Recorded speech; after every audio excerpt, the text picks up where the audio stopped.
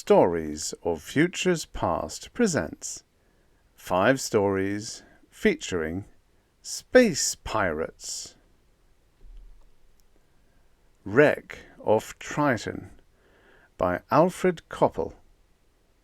The Ring Bonanza by Otto Binder. Sleigh Ride by Winston K. Marks. Lancelot Biggs Cooks a Pirate by Nelson S. Bond. Spillthrough by Daniel F. Galouye. Wreck of Triton by Alfred Coppel. Originally published in Planet Stories, November 1951. Narrated by Tom Trussel. Ron Carnarvon had been the skipper of the late Thunderbird, and it was common knowledge in every port of the EMV Triangle that he had scuttled her. There was a price on his head, and the High Space Guard was combing the space lanes for him, and for the Thunderbird. For the Thunderbird was a treasure ship. But Carnarvon was a cautious man, and no fool. For all that he had committed barratry, he left the Thunderbird in a Trojan orbit 1,000,000 miles off Triton, ruptured and spilling corpses into space. He took a spaceboat and jetted sunward to the Holcomb Foundation outpost on Oberon. Then he stowed away on the mail ship to Canalopolis, still carrying the chart that showed the Thunderbird's position. In the Canal City, Carnarvon evaded the lax guard cordons and found himself a renegade Martian hypnosurgeon to change his face and fingerprints. From then on, it was easy. Across Syrtis Major by Sandski to Marsport posing as a prospector, and from Marsport down the Grand Canal to the Spaceman's Boneyard at Yarrrr. It was there that he met and hired Pop Wills and the Carefree. Ron Carnarvon acted with characteristic caution when he chose Pop and the Carefree to do the ghoul work on the ship he had murdered. Pop's ship was a rusty bucket, but well enough fixed to reach Triton where the Thunderbird's corpse orbited, her vault heavy with plutonian sapphires. And Pop needed work badly. He was almost too broke to outfit his ship for the flight. Carnarvon noted with curling lip that most of Pop's acids had long ago been liquidated to buy gin. The long years in space had taken a toll on the old man. Actually a greater toll than even Carnarvon could have imagined. Pop and the Carefree fitted in with Carnarvon's plans to perfection. Pop had been in trouble more than once with the High Space Guard. Pop was an old soak who wouldn't be missed. Then something happened to the Carefree. The rest of the beached wrecks in Yarrrr would only shake their heads and agree that Pop had pushed the old bucket a few G's too hard somewhere. That was just the end the wrecker had in mind for Pop when his job was finished too. It was only reasonable. He couldn't let Pop live to tell the guard that Ron Carnarvon had had a hypnosurgical metamorphosis. Even a fortune in sapphires couldn't buy the High Space Guard. It was far too well heeled with Holcomb Foundation money, and it took its duties to the inhabitants of the Earth-Mars-Venus Triangle seriously. A cautious man would realize this, and take the proper steps. In this case, the proper steps would be the elimination of Pop Wills when his job was done. But everyone makes mistakes. Carnarvon made one when he selected Pop and the Carefree. With all the rusty hulks dotting the ramps of Yarrrr, and with all the even rustier skippers there, he should have hired someone else. Anyone else. Ron Carnarvon should have connected Pop Wills with a 12-year-old cabin boy of the Thunderbird. The youngster's name had been Wills too, but of course Carnarvon couldn't have been expected to remember everything. Just coincidence. But those things do happen. So these two lifted from Mars together. A captain who had wrecked his own ship and a gin-soaked old man whose only son had died because of it, and neither knew the other for what he was. To Carnarvon, Pop was just a fall guy doing his job in proper sucker fashion, and to Pop Wills, Carnarvon was just John Smith, who wanted to go to grid M332254-89OK off Triton, and was willing to pay well for the privilege. The wrecker ordered the course, and Pop set it. Mars began to dwindle, and the belt loomed up ahead. The Carefree threaded her way through the rocky maze and on, past Saturn and Uranus in a free-falling arc. She was slow, but in space, slow is a relative term. The outer planets were in triple conjunction, and with their help, the old boat made time. Carnarvon checked the course daily, and Pop accepted the corrections without protest. After all, John Smith was paying for the trip, and he seemed to know what he was doing. No questions asked. Carnarvon liked that. No questions, no trouble. He couldn't have been more wrong. It's hard to say in mere words what old Pop must have felt when he picked up the wreck of the Thunderbird on the radar. He recognized the image, of course. The Thunderbird was unique among spaces. Then he checked her position against the chart that Carnarvon had marked and realized why they had come. He realized, too, who this John Smith was, and hate pulsed through him in sickening waves. Pop wasn't a brave man, and he was past his prime, but he could still hate. Almost without conscious thought, Pop broke out the ultrawave and began calling the guard. He broadcast full particulars, coordinates, descriptions, everything. He was at it when Carnarvon found him and sent him crashing against the control panels with a smashing overhand right to the mouth. Pop sprawled on the metal decking and watched the wrecker carefully smash every communicating device on the ship's panel. There was a throbbing pain in his head where he had struck the shabbily padded control console, and the thick taste of blood was in his bruised mouth. He watched Carnarvon like an animal, a hurt, impotently raging beast, and he began to be afraid. Even his hate couldn't spare him for that, for Pop was afraid to die, and he knew just what his chances were now. Carnarvon, on the other hand, didn't waste time hating. He didn't know why Pop had called copper, and he didn't really care. Pop wasn't important. The sapphires in the Thunderbird's vault, they were important. He'd come too far to abandon them now. It would take 9 minutes for Pop's radio appeal to reach the nearest guard base, Carnarvon calculated, and it would take 6 hours for the fastest guard ship to reach them after that. He could board the Thunderbird and loot her in not more than 2 hours. That would still give the Carefree a 4-hour start on the guard, and in deep space 4 hours were as good as 4,000. Carnarvon still wasn't worried.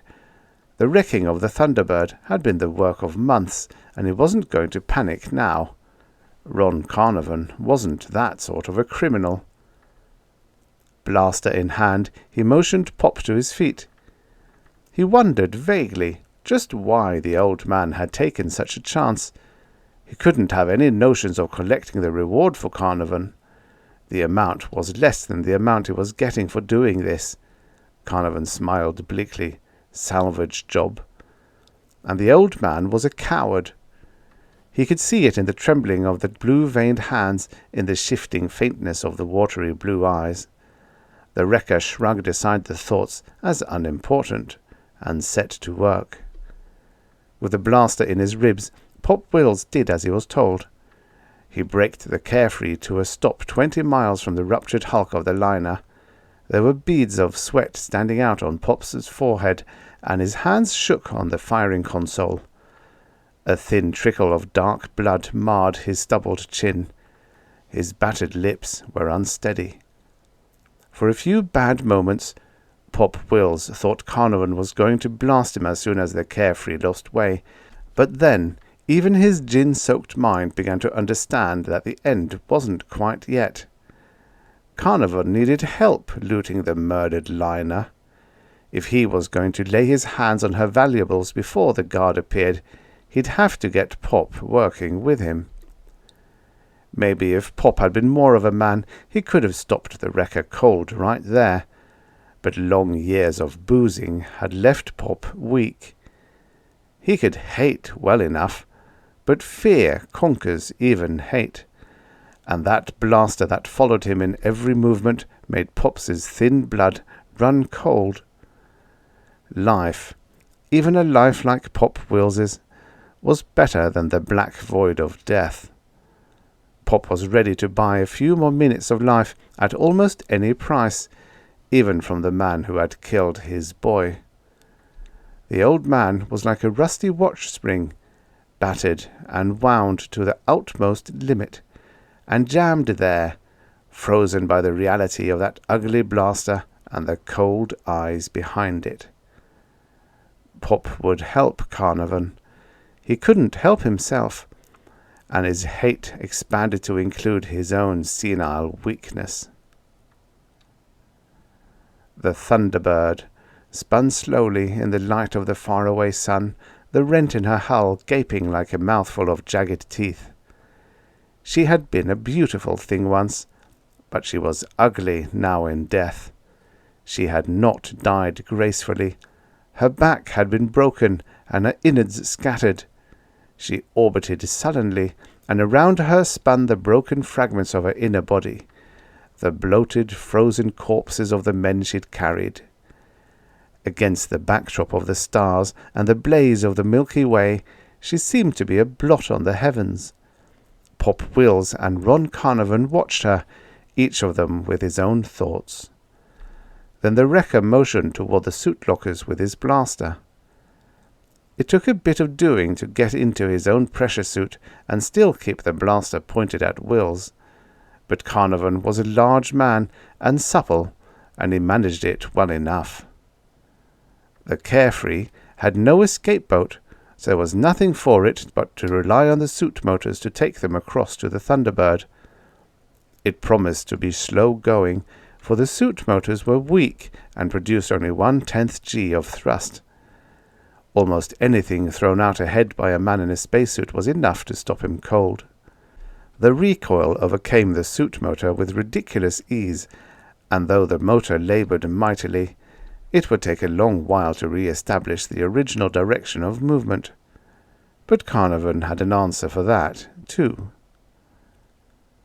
A quick check of the radar showed that there were still no guard ships within hailing distance. Carnarvon's original estimate of the time it would take the space guards to arrive on the scene turned out to be surprisingly accurate. He connected his suit to Pop's with a short cable and snap hooks, and together they made their way to the Carefree's dorsal valve. Carnarvon had no intention of sweating out a long, slow crossing to the hulk, so he ran the lock pressure up high and waited until the outer hatch was lined up with the derelict liner. Then, with a sudden movement, he spun the wheel and popped the outer portal. Pop and Carnarvon shot into space like grotesque bolas. The Thunderbird loomed up ahead. Pop kept his mouth shut and his eyes open. He saw more than an old man might be expected to see, too. For instance, he saw that Carnarvon, cautious though he might be, had neglected to take an extra magazine for his blaster. That meant that there were just 3 shots in the weapon, one of which Pop figured would be used against the vault of the scuttled liner. Not that the old man was making any plans. He was still too weighted by his fear and his sense of impotence for that. He merely noticed and prayed to the gods of space that one of those shots in the blaster might not be meant for him. As they drew near the liner, Pop felt nausea churning his stomach. The ship was surrounded by satellites, space-bloated bodies, naked and misshapen in the bitter light of the dim sun that reflected off the pitted flanks of the burst vessel. Spread-eagled grotesquely, the corpses circled their ship, puffy things of horror with staring eyes and extended fingers. Other things, too, circled the hulk. Small commonplace items, a clock, a chair, shattered crockery, tiny inconsequential things, all mutely accusing, all muttering silently that their ship had been betrayed by someone who should have protected her. Pop glanced over at Carnarvon. Through the steel-glass bubble of his helmet he could see the wrecker's face. There was no expression on it other than concentration and greed. Pop knew about greed. He'd lived with greed and degradation a lot in his past few years. He hated Carnarvon even more now for having reminded him, but he was still too sick with futility to do more than tell himself that he had done all he could do. He had called the guard, after all, and then, for an awful moment, he found himself regretting that he had done even that, and thereby lost all hope for life. Their magnetic shoes touched the Thunderbird's hull with a sound faintly carried through the air in their suits. They stood on the curving surface, etched in black against the starry sky. A few feet away from them, the Terminator was inching toward them as the derelict rotated slowly. With Carnarvon leading the way, they clumped heavily to the ripped and tortured hull plates where the Thunderbird had been sundered. By the light of their helmet lights, Pop could see the thoroughness of the wrecker's work. He had been her captain, this Carnarvon, and he had known just how to murder her. The outer hull was a shambles, and the pressure hull holed in 3 places. It had been a thorough job. Only one prepared for the sudden horror of her death could have survived it. Pop Wills thought of his boy and sobbed. The dark companionways were empty, blown clean by the violence of the Thunderbird's death. Ron Carnarvon led the way down into the ship, to the purser's office and the vault. Rubble cluttered the small room, bulkheads bent awry, and pipes and wires littered the deck. Carnarvon turned Pop loose and set him to work cleaning out a path to the vault. Pop's breath was coming in shuddering, grating gasps when he finished the work a half-hour later. Carnarvon nodded approvingly and motioned him away from the vault. Pop watched while the wrecker braced himself and took careful aim at the vault's lock mechanism with the blaster. There was a searing flash of blue flame, and red sparks showered as the oxyhydrogen bolt sliced into the steel of the door. Pop found himself praying fervently that it would take 2 more shots. Carnarvon fired again, and the tiny room blazed. Pop muttered shakily under his breath, and waiting for the wrecker to blast just once more. The lock surrendered in a trickle of white-hot slag, and Pop felt himself sink low. There was still that 1 shot left for him, and he wasn't needed now. The door swung open, and Carnarvon knelt to rifle the vault. When he at last straightened, he held a pool of jagged blue fire in his gloved hands. The gems sparkled with a life of their own, 24 faceted beauties, each worth a king's ransom, and each bought with a man's life. Presently they stood again on the outer hull, under an unreal canopy of stars. Nearby, a ghastly satellite was swinging inward toward the ship. Pop stared at it and back to Carnarvon. He began to understand what the wrecker planned. He was going to leave him here, on the wreck, and he would die here. He understood that the shot that remained in the blaster wasn't for him after all. Carnarvon wasn't going to waste it on him. There was a spanner in the wrecker's hand, and he now advanced purposefully toward Pop Wills. Pop stepped backwards, retreating from the heavy figure of the wrecker. Fear was surging in waves through him, fear mixed with blind hate and contempt for himself and his senile weakness. Overhead, against the stars, the awful satellite drew nearer. Carnarvon reduced the power in his magnetic shoes and moved lightly toward Pop, the spanner raised to strike. The old man stumbled against a long shard of steel on the hull that floated upward at his touch. Fear paralyzed him, and he stood now, waiting for the blow of the spanner that would smash his helmet and leave him a distended corpse spinning through space. Above him, the satellite spun inward. Pop glanced up, into the agonized, dead face of a 12-year-old boy. He shrieked. The sound deafened him in the bubble of his helmet. All the fear and weakness turned to a bitter hate and surged forward in one insane motion toward his tormentor. The long shard of steel came to hand like a lance. The rusted, warped old watch spring that was Pop Will's recoiled and unwound in one raging moment. He charged Carnarvon. Carnarvon evaded the clumsy charge instinctively. With an almost unconscious motion, he raised the blaster and fired point blank. The searing bolt caught Pop Wills in the chest and spun him around. Tattered ribbons of charred flesh and melted metal from his suit intermingled. He curled inward upon himself in an awkward, graceless fashion, and sank to the hull plates, a nimbus of ice flowing from the gap in his suit as the water vapour and blood spurted into the vacuum. But there was something strangely like a smile on his face as life left him. Pop had conquered his fear at last. But Carnarvon, on the other end of the bolt of fire that had ended Pop Wills's life, spun outward, away from the Thunderbird, away from the carefree, end over end, driven by the fiery recoil of his own weapon, at a speed considerably less than the muzzle velocity of the blast, but still much higher than the best speed of the feeble suit motor. Ron Carnarvon spun into space, out and away, the precious sapphires spilling out of his hand, glittering in the faint sunlight as they took up their orbits about him, like tiny mocking moonlets. The end.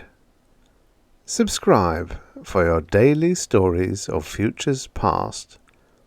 And now, for the next story. The Ring Bonanza by Otto Binder. Originally published in Startling Stories, July 1947. Narrated by Tom Trussel. The rings of Saturn stretched like a level sheet in all directions, though actually composed of millions of tiny bodies. Homer Timkin carefully braked with the nose rockets till he floated motionlessly with respect to Ring's own rotary motion around its primary. Then he eagerly donned his vac suit. Had he struck it rich this time? Through his binoculars, a moment ago, he had seen the glint of one small jagged lump among the ring debris, and it had glinted like gold or silver. There was vast treasure among the rings, if one could find it. In his vac suit, he used his reaction pistol to propel him down toward the glinting mass. In his eagerness, he almost failed to see the other ring body which now hurtled up, pursuing its own independent orbit within the grander sweep of the rings. Timkin braked with his reaction pistol only in time to let the marauder lumber past, scraping his foot. He let out his breath with a hiss. That had been close. Many a ring prospector never returned to the Triton docks because of some such accident as this, creeping up on you unawares. More than prospecting in Earth's out-of-the-way spots had ever been, it was a hazardous occupation among Saturn's rings. but it had its enticing rewards and lures. Some prospectors returned with a load of precious metals or uncut virgin diamonds that made them rich for life.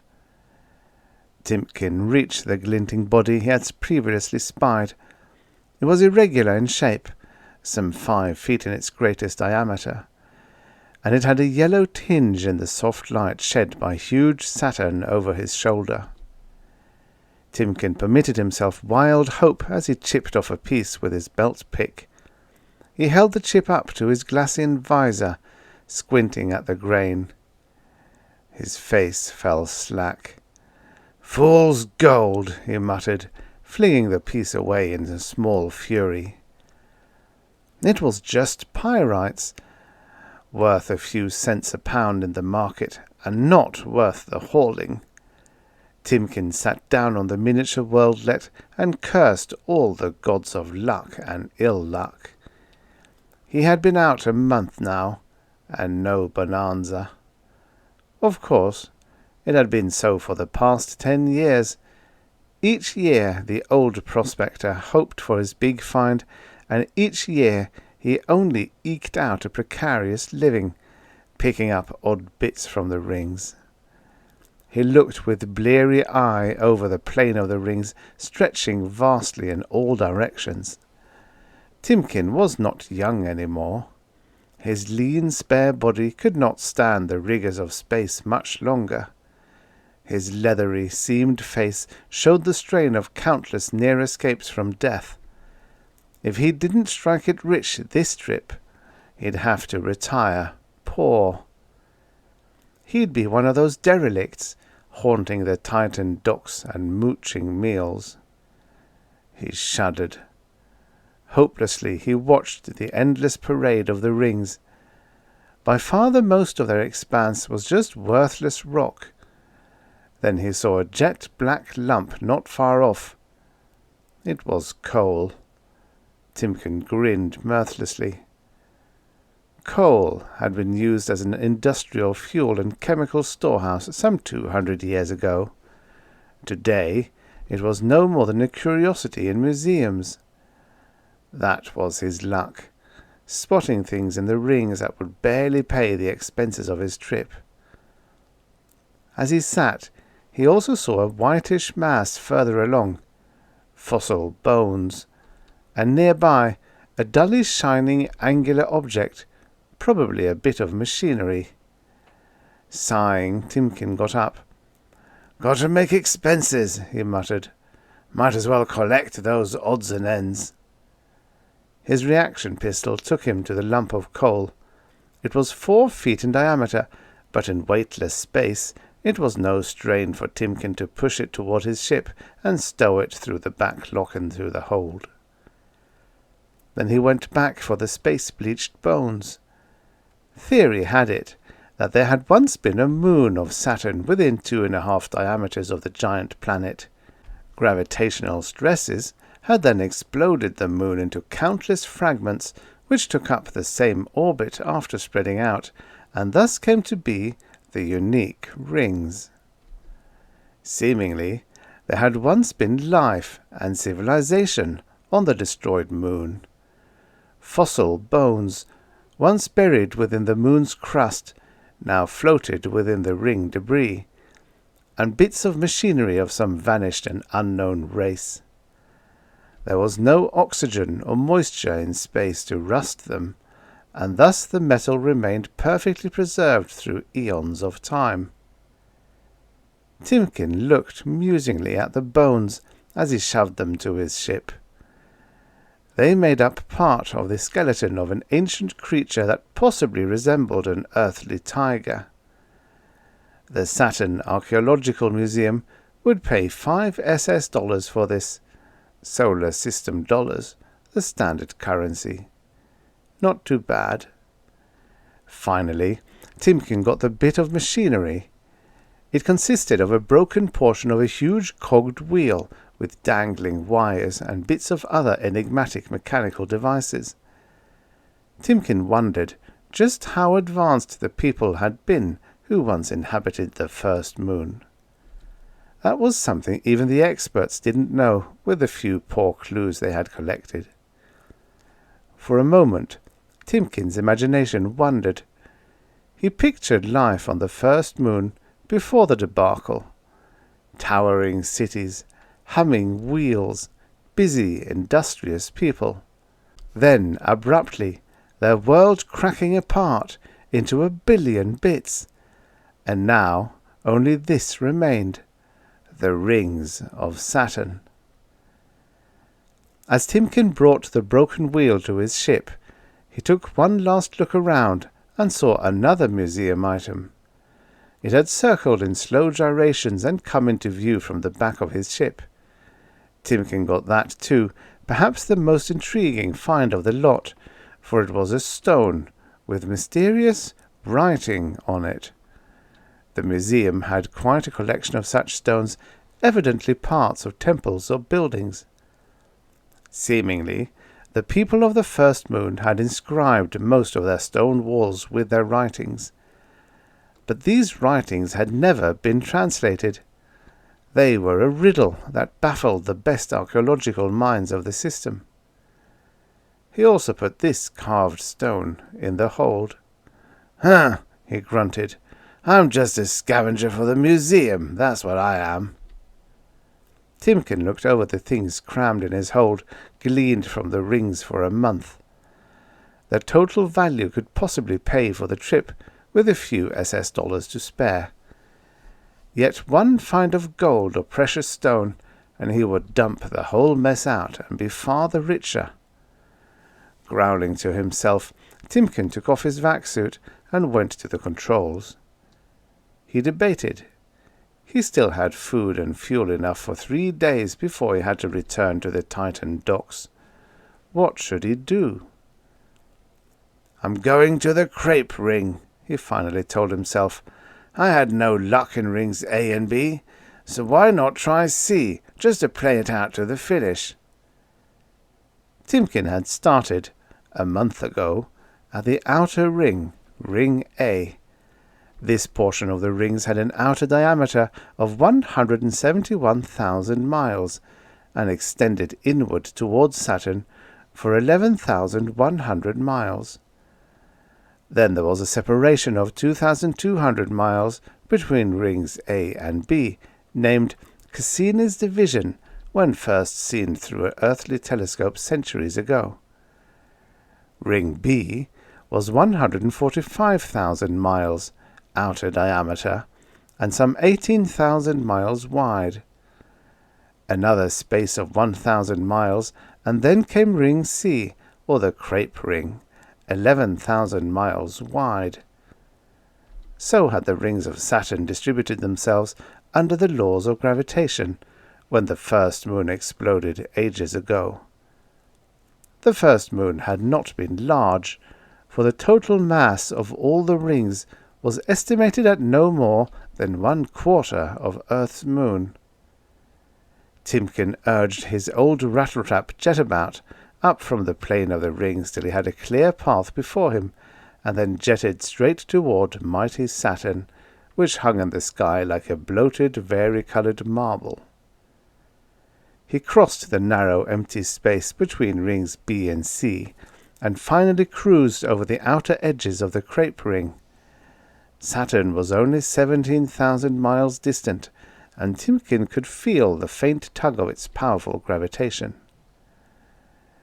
"Now," Timkin said between set teeth, "let's see if I have any luck. I've got 3 days to nose around through the Crepe Ring, searching. I know there's gold or diamonds ahead, if I can just stumble on them." As he slowly cruised above the Crepe Ring, with its binoculars to his eyes, Timkin munched a sandwich and now and then took a swig of coffee. In all their explorations of other worlds, Earthmen had never found any beverage better than time-honored coffee, though the Martians tried hard to sell a green-tinted product called tucker. Timkin's hand gave a little jerk, and his binoculars wavered. Watching him, one would have thought he had spied something exciting, like gold. But it was something else, almost equally as startling. "Another jetabout!" Timken murmured. "Gave me a start seeing it so suddenly." It was a rare event when two wandering jetabouts happened to cross paths in the vast area of the rings, almost like two explorers in the heart of Africa meeting each other. Timken grinned humorlessly. "Another chump," he thought. "He wouldn't have a bonanza, or he'd be streaking back for Triton. He's cruising and looking for something, like me." Timken flashed his heliograph, reflecting the light of Saturn, at the other ship.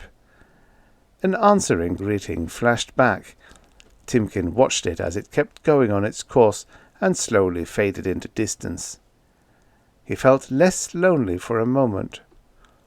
Timken went back to his scanning of the ring bodies with his glasses. He saw another lump of coal, but was too wearied at the thought of donning his vac-suit for it, and let it go by under him. It was not till a minute later that he snapped to attention, for now he remembered, belatedly, that he had also seen a yellow glow near the black coal. "Daydreaming, that's what I was," he yelled, hastily braking and spinning the jetabout around. "If that was gold and I don't find it again, I'll—" It was not easy to backtrack in the rings and find a certain spot you had passed over. The rings were constantly in motion in their orbit around Saturn, and each body in the rings had its own private motion in respect to the others. Some gyrated fantastically around others.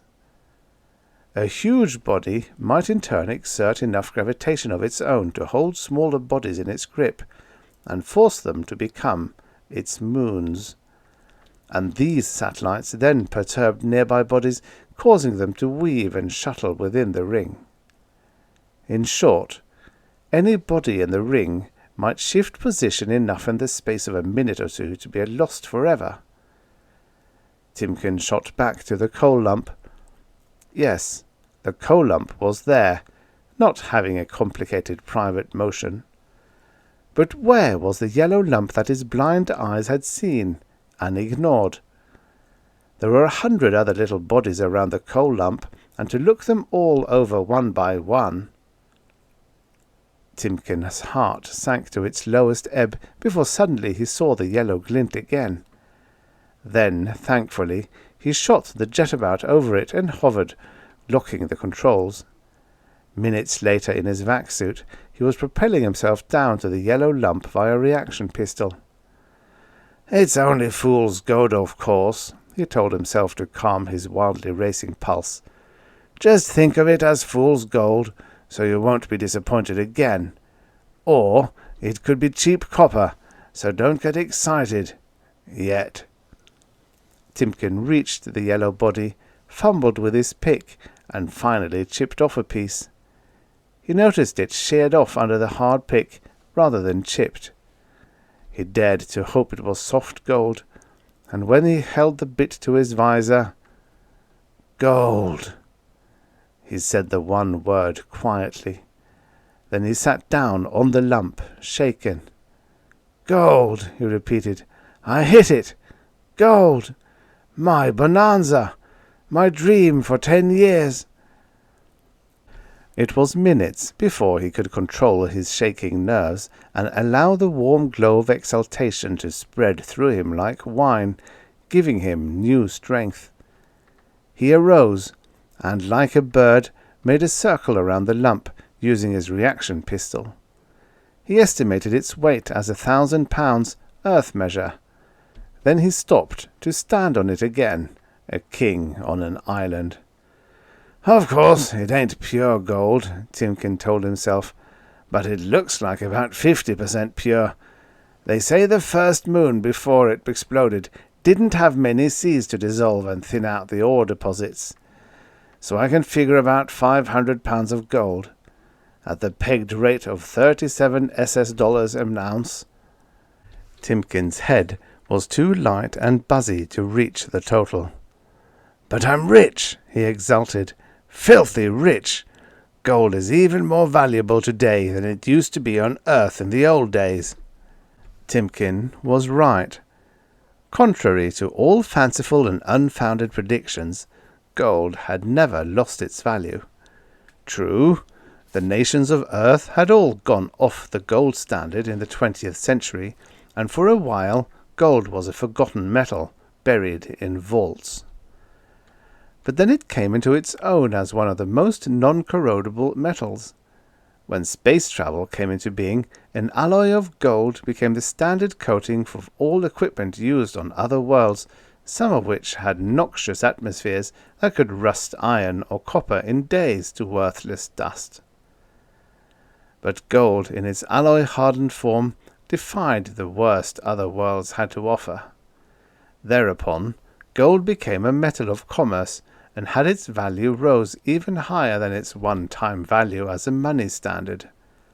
And so, with his find of gold, Homer Timkin was as suddenly wealthy as any Spanish explorer of the New World back in Earth's past. "It's sure going to be a pleasure," crowed Timkin, "to drag this lump of gold back to Triton." "Yeah, it is, for me." Timkin jumped at the sound of the voice behind him, coming out of nowhere. He turned, gaping, to see another man in a vac suit slowly approaching with a reaction pistol. Timkin could see the newcomer's jetabout now, parked alongside his own. Timkin had been too engrossed in his find to see the approach of the ship. "Huck Lasso," said Timkin in recognition, for he knew all the other prospectors back at the Triton docks. "Yeah, Timkin," returned Huck Lasso, grinning. "I was the jetabout that passed you a while ago. Just before you went out of my sight, I saw your ship suddenly scoot on a backtrack. That spelled a find to me, so I turned and came back and followed you up." Timkin didn't like it. Huck Lasso was a younger man and filled out his vac suit with a powerful, hulking body. His stubble of unshaven black beard formed an unkempt fringe to the hard-bitten face that peered out of the visor. There was something in his cold grey eyes that froze Timkin. There was such a thing as claim-jumping here in the lawless territory of the Rings. "You sure struck it rich," Huck Lasso went on. "But maybe you didn't hear me before. I said it was lucky. For me." "You can't take this from me," Timkin began, his voice tinny as it came out of the chin transmitter to impinge on the radio vibrators at Lasso's ears. "It's mine. I found it." "Sure, you found it," agreed Lasso. "But I'm taking it away from you, see?" "No," shrilled Timkin. "That's plain robbery. Piracy. I'll tell the police back at Triton." Lasso leered. "And what witnesses have you got?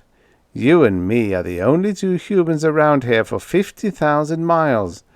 It'll be your word against mine back at Triton. If I say I found it myself, and you're trying to cut in on it, they'll have to believe me, because I'll have the gold." Timkin had no weapon. The reaction pistol was not a weapon at all, merely a device for moving in space by means of short, harmless rocket blasts. He struggled against the bigger man.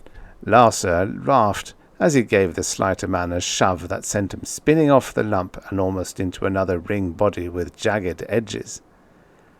Then, still laughing, Huck Lasso shoved the mass of gold to his own ship, his reaction pistol streaming red flame behind him. He turned his mocking face. "I ain't ever going to kill you, Timkin, like I could. No need going to the trouble. It's still your word against mine back at Triton. You ain't got a ghost of a chance to prove this is your find." Slowly, Timkin rocketed back to his own ship. He watched Lasso stow the gold in his hold and cast out a mess of fossil bones, lumps of coal, bits of machinery, and pieces of carved stone. "Here, Timkin, Lasso chortled. "You can have this other junk of mine now. It'll help you pay for your trip anyways. See? I ain't such a bad guy at heart." And with a mocking laugh, Lasso slipped into his cabin lock. A moment later, his ship rocketed away and was lost in black space, leaving a broken old man behind. Timken floated beside his ship for long, bitter minutes without the energy to do anything. 10 years of searching and hope wasted. 10 years of hardship and toil. Fate had at last rewarded him with a magnificent bonanza, and then had kicked him in the teeth. Timken was on the verge of madness. For a moment he thought of opening his reaction pistol wide, gunning straight for the ring bodies, and seeking peace and eternal rest there.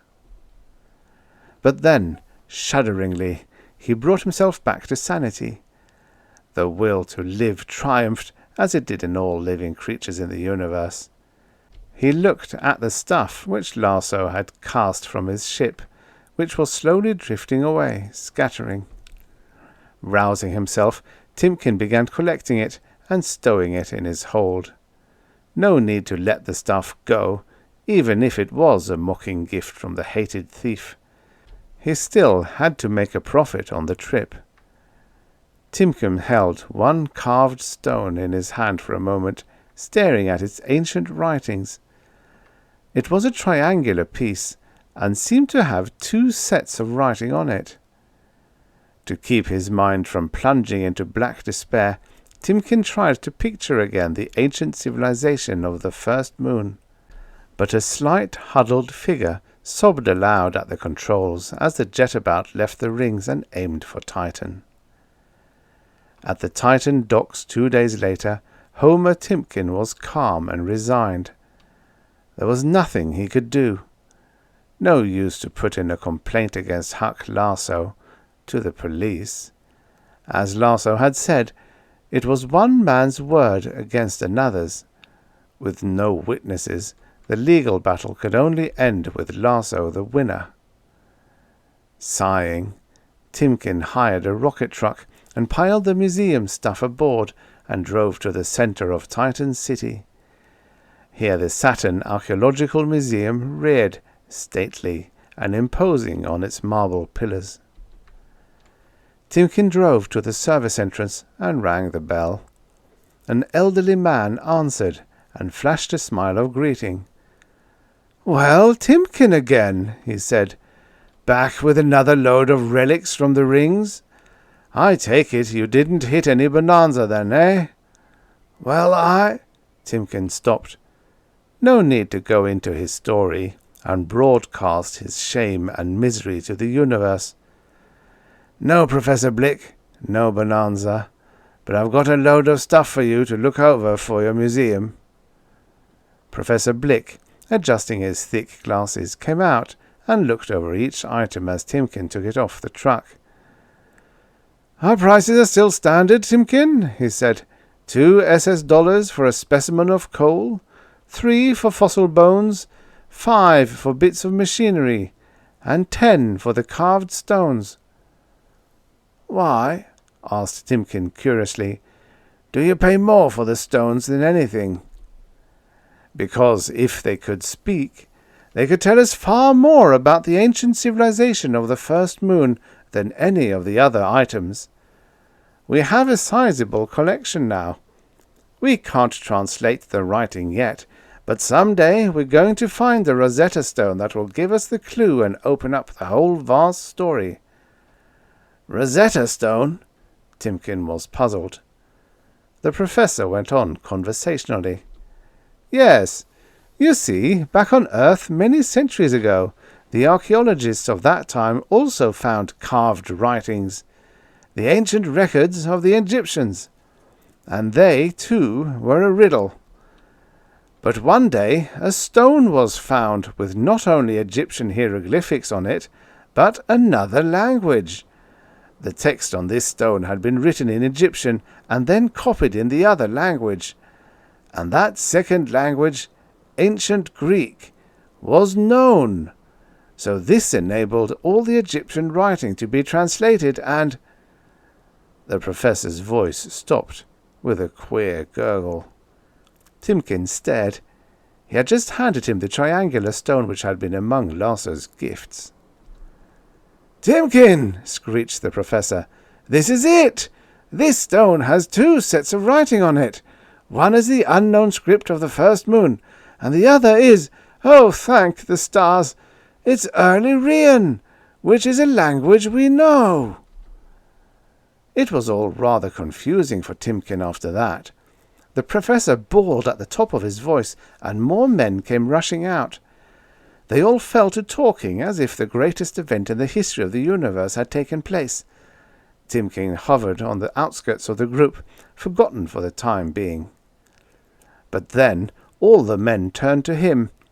They looked at him as if he were some king or some awesome potentate from another star. "And there, gentlemen," said Professor Blick, waving at him, "is the man who brought the stone back." Timkin was in an agony of embarrassment as one by one the archaeologists came up and shook his hand silently with reverent respect in their eyes. "Professor," pleaded Timkin when this ordeal was over, I want to get away. Just pay me for the stone and let me go. If it's so important to you, maybe you could up the price a little, eh? Maybe, $100? Timkin was amazed at his own audacity. The professor looked at him queerly, almost pityingly, and said slowly, $100? Timkin, you don't realize the value of this stone. The museum will make you out a check for 100,000 SS dollars. Timkin stood stunned, unbelieving. The professor smiled. Yes, that's what I said. 100,000. If we could afford it, we'd pay you 10 times that. Actually, you see, the stone is priceless. The check will be sent to you. You can go now, Timkin. Timkin drove the rocket truck back, in a dream, and passed a red light. The traffic cop wrote a ticket. That'll cost you $25, bud, he growled. Timkin burst out laughing, and kept laughing all the way back to the garage. He was fined $25. It would have been an economic tragedy before. Now it was a joke. He could pay 100 fines like that and still laugh. The next day, when the check arrived at his room, Timkin knew it was not a dream. The amount was $150,000. They had even upped the price voluntarily. Timkin went out with a check in his pocket and headed for the spaceman's nook. He had one more piece of unfinished business to do. He knew he would find Huck Lasso there, and saw him at a corner table. Strangely, he seemed depressed, not at all like a man who had just brought in a fortune in gold. "Hello, Huck." Lasso looked up sourly as Timkin sat down cheerfully. "Listen, punk, you got nothing on me," he growled. "I know," said Timkin, "but why so glum? What did you get for my, pardon me, your gold bonanza when you cashed it in?"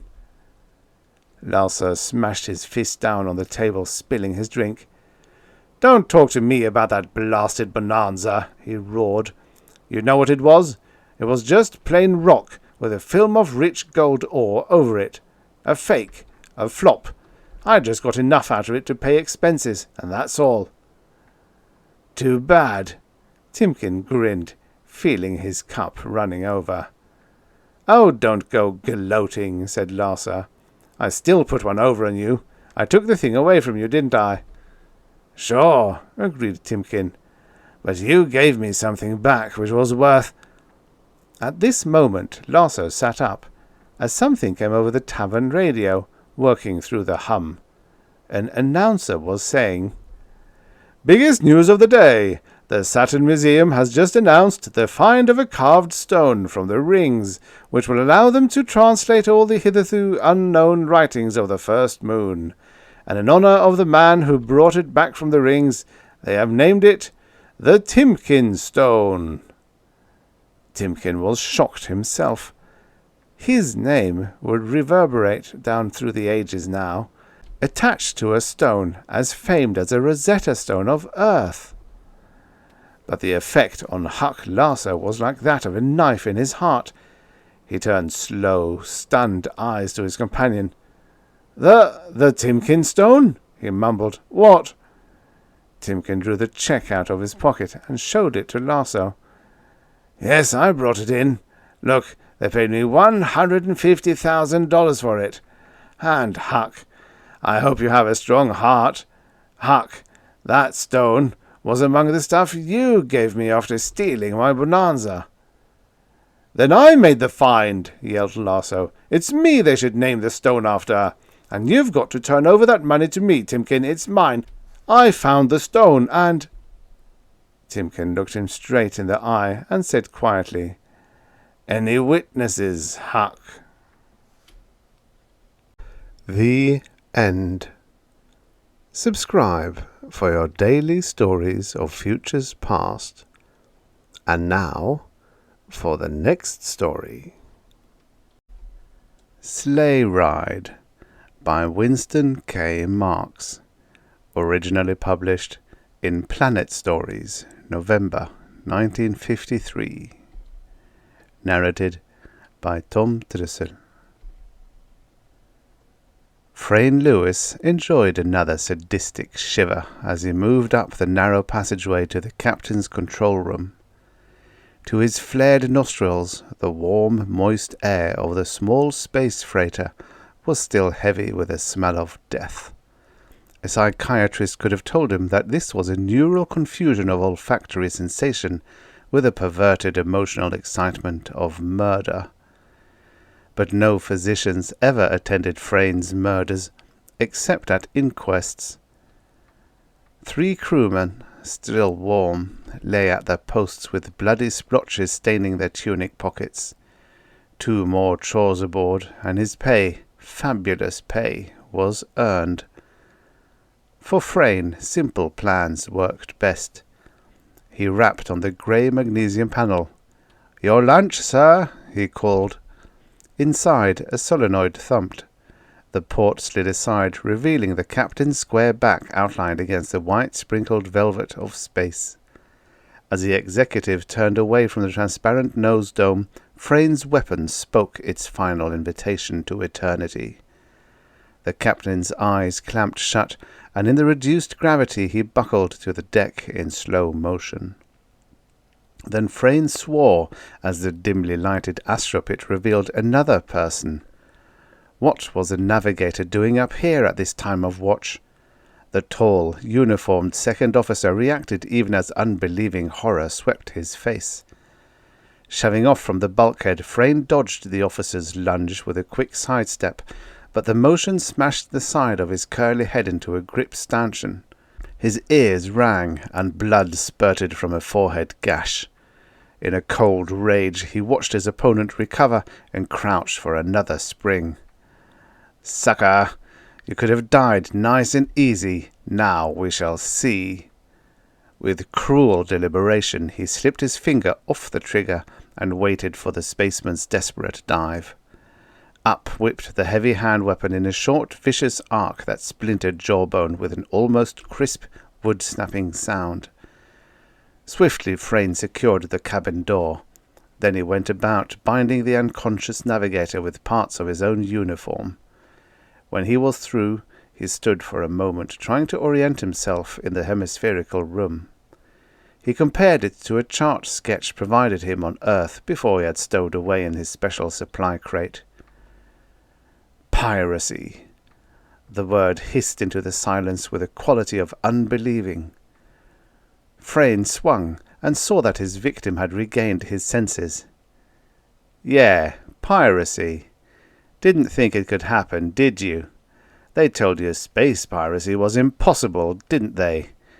You brutal, bestial, insane—" The navigator broke off as his smashed jaw moved in spite of his gritted teeth.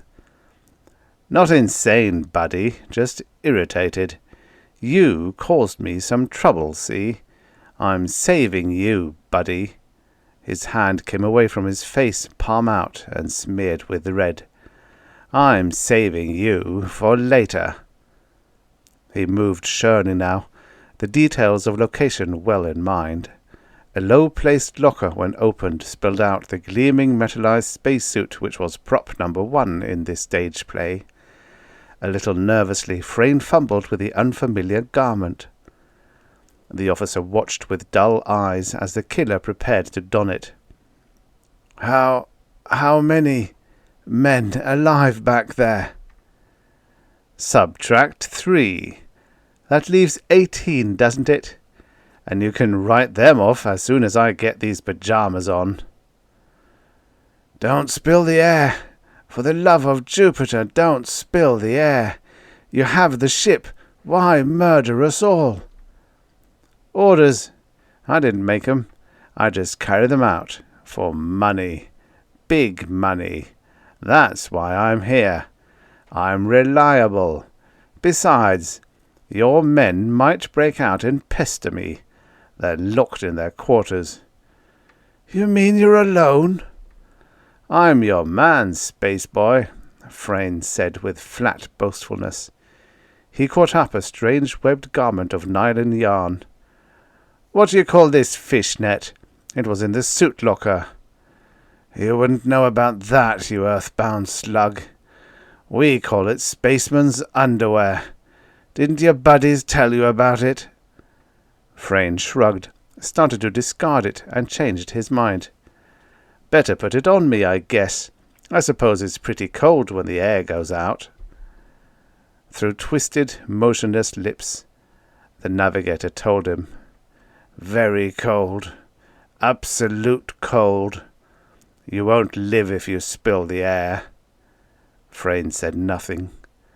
The spaceman watched the killer strip off his clothes, slip into the net garment, and redress himself. Wool slacks snugged in at the ankles and belted tightly to a felt jacket with a tight, soft collar. Now he proceeded with the spacesuit. With enough air, a man can live for weeks in one of these. Frayne lectured to dispel a depressed feeling of confinement as he tugged the bulky space garment up and fastened it around his neck. And I got plenty of air, see? He uncoiled the length of silicon plastic hose and plugged one end into the bubble helmet, the other into the wall valve of the control cabin.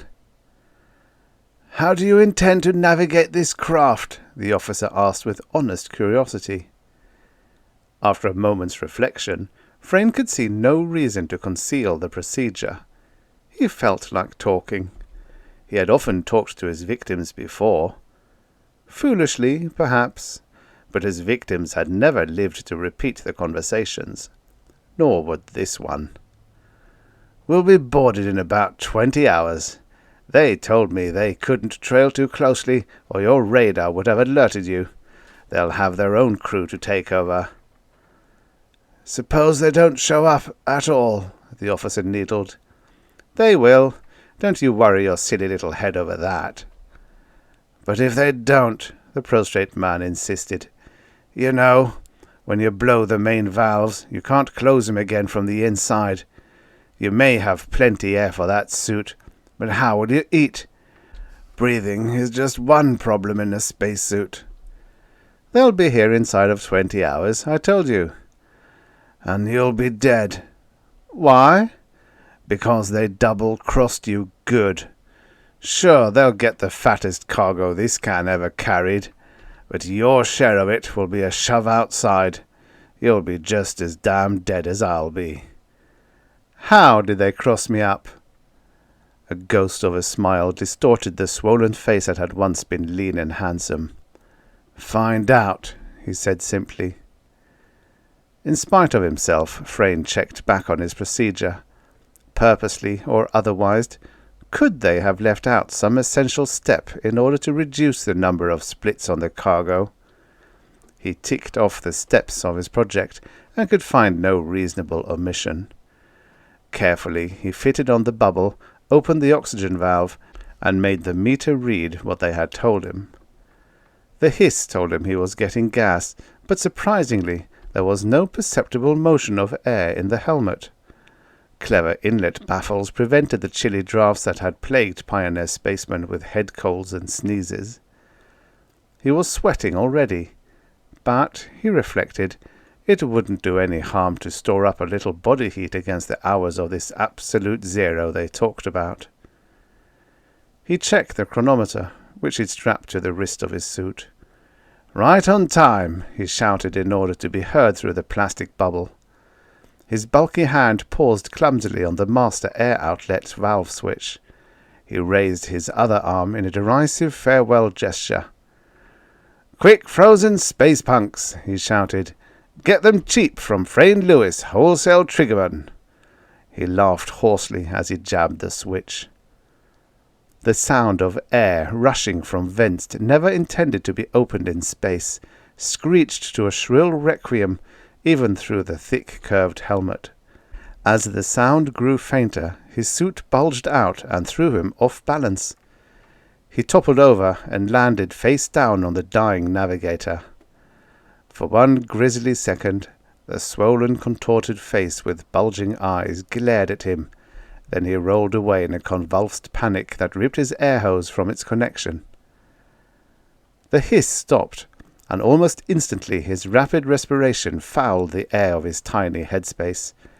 Frantic, mitted hands fought the slender hose back over the nipple, struggled with the safety clamp, and once again the sweet air dribbled into his lungs. He realized now there must have been an automatic valve in the air inlet which had held his pressure until the connection was remade. With a trace of new respect for the breed of spacemen, he wondered about the poor fools who had suffered and died to provide the improvements of this self-contained bit of Earth environment. He was now the only living speck of life on the desolated craft he had betrayed to the frigid airlessness of space. Frigid. The exertion had sweat running down his face so freely that his snug neckband was soaked already. His hand came up and wrapped the bubble in an unconscious, futile motion intended to rub out the salty sweat from his stinging eyes and tortured head wound. Strange.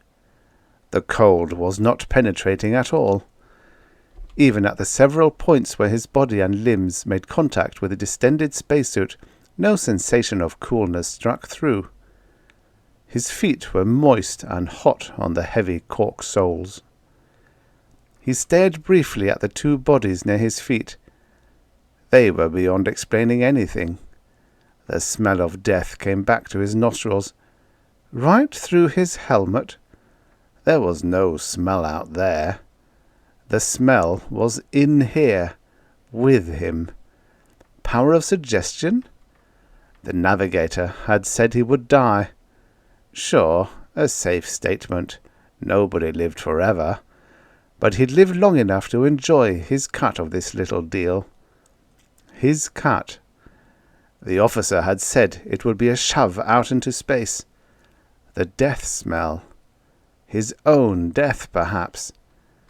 He laughed softly, and the sound of his voice thudded back to his ears like the intimate murmurings of a stethoscope. It was intimate in here. Every little whisper of breath he took rustled loudly. Deliberately he cleared his throat and coughed. The sound was almost metallic. It hurt his ears. Mingled with the tepid moisture of his own breath was the faint odour of the powerful desiccant that ringed the base of the helmet. His eyes dropped to the row of tiny dials set just within eye range under his chin. Suit pressure, okay. Oxygen, okay. Humidity. The needle lay right on the red line. Well, when he stopped sweating from his scare, that should drop off. Body temperature, 101. 101? 98 plus, he remembered from upper school hygiene, was normal. Over 100 was not so good. Sit down, Frayne. Relax. Get your breathing slowed down. Cool off. He took the captain's comfortable chair before the low control panel. He stared out into the incredible blackness of space, out where not the tiniest diffusion from the starlight eased the utter darkness between constellations. Somewhere in the ship's electric generation system, a moving part, brittle with the cold and contracted within its bearing, vibrated briefly and shattered. The control room twilight flared and died out into a shadowless night. Frayne had the sensation of being projected out among the stars. Loneliness pushed in on him. He realized cynically that even the two corpses had been better than this isolation. After a moment, his pupils expanded so widely that the stars seemed to grow larger, rushing in to meet the plunging spaceship. The luminous needles and dial faces of his helmet instruments became glaring little lanterns. Everything normal, except humidity, slightly over the red line, and temperature. Temperature, 102.5 Fahrenheit, he read. He wished fervently that he hadn't put on that last garment. Spaceman's underwear, it was called. Or maybe it would have been better to... An uneasy thought crept into the back of his head, and he strained his smarting eyes down at the temperature gauge. In only a minute or two, it had advanced 1/10 degree to 102.6 F. Now his breath rasped more rapidly as he gasped more oxygen. Pressure was down slightly. He moved to the valve and adjusted it. On an impulse he opened it wide for a second. The pressure needle pegged. His ears popped, but no coolness came from the baffled intake. He normalized the pressure again. The hose must be double-walled, he thought. The air should at least have had the coolness of its own expansion. He wiggled inside his sweat-sopping clothes. Why didn't the perspiration dry off and cool him? The answer came with uncomfortable clarity. Where could the body moisture go? Where, for that matter, could the body heat go? Temperature, 102.9 F. Frayne Lewis was no coward, but his hands began plucking nervously at the spacesuit. The previously tough folds of shiny, impermeable fabric were now distended into a rock-like rigidity. He stood up suddenly, and his feet squished in his sandals. The sweat was a puddle up over his toes. He was getting weak and thirsty, very thirsty. He felt he must have no more water in him. He stood in a trance-like state for minutes, staring blindly into the heavens. His mind wouldn't work right. He hurt. He itched. He craved water, gallons of it. Then he stopped sweating. He had been deliberately keeping his eyes off the temperature dial, forcing his mind away from a problem he didn't understand, when he felt his face go dry. The caked streaks of salt made his skin feel stiff and itchy.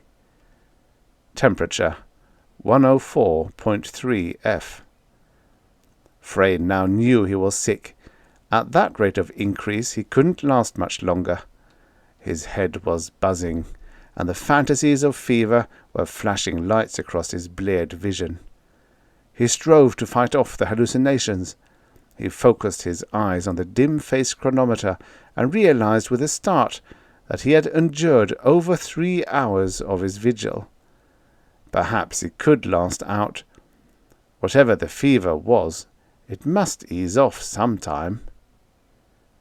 He staggered to the oxygen control, eased it open to full again, and watched the temperature needle for minutes. He became dazed. Then his eyes came alive again, and he stared. Temperature, 104.5 F. His hands drifted listlessly to the control again. This time he throttled it down, below normal pressure. Slowly, slower than the minute hand of a watch, the needle climbed on. Why? Why? His swollen tongue licked at dry lips. He couldn't swallow any more. Around his neck a salty puddle burned a ring of itching hellfire. He choked down more on the air valve. It didn't make sense to him, but if more oxygen raised his temperature faster, then less should do the opposite. At 104.5 F, a man doesn't always think straight. At first his heart pounded loudly in protest. His breathing became quick and shallow. With sharing, grateful eyes, he watched the needle settle 1/10 of a degree and stay there. The mental relief was almost overwhelming. Had there been moisture left in his tear ducts, Frayne would have cried. But now, with the strained concentration gone, he became fuzzy. He slipped in and out of consciousness, and dead faces began drifting past his eyes. This wouldn't do. He had one more job left. He looked at his chronometer. In another 8 minutes he must throw the drive lever and kill all acceleration. The pirate ship's orbital prediction was based on this timed interruption of the freighter's drive. So much as 2 minutes off, he had been impressed, would make their search hours longer, since they were approaching from the rear at an angle. He sagged into the pilot's chair again, but sitting down was no good. Instantly the ghost faces began their parade, and the death smell, mingled with the saturated desiccant's rank stink, threatened to strangle him. The belly full of rations he had force-fed himself to sustain him the 20 hours of waiting pressed heavily against his heaving diaphragm. He gained his feet, stood with his hand on the fuel lever control, and stared fixedly at his chronometer. 2 minutes. The navigator's swollen face, eyes bulging, stared into his helmet. "Get out of my way! Got to see my watch! Get!" He brushed at the phantom as if it were a cloud of gnats. He was confident now. The temperature gauge showed his body heat to be constant at 104.4 Fahrenheit. 30 seconds now, and he could give himself over to his fever dreams. 20 seconds. The broken-jawed image persisted mistily. But now the face was repaired. It was the young, tense face before he had crushed it with his blaster. It had that hard, determined look on it. The fire in his body swept up into his brain. The bodiless image spoke softly. "You're going to die. You're going to move the fuel control the wrong way.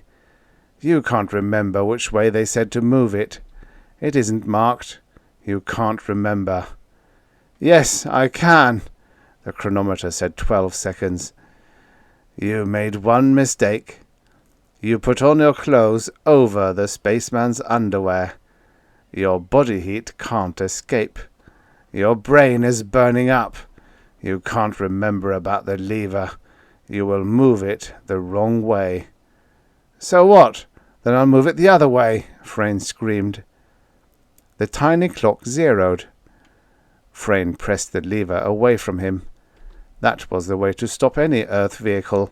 Pressure forward on the air brake pedal. He shoved hard. The rockets roared out full blast far behind him. The building acceleration caught him and flung him stumbling back against the bulkhead. Then the firing took on complete departure blast rate. Pinned like a butterfly specimen, 8 Gs smashed Frayne Lewis's spacesuit against the metal wall. Lewis, being free inside the suit, was pressed hard against the interior of its backside. The cold he had been seeking struck through the wet felt lining and his exterior clothes.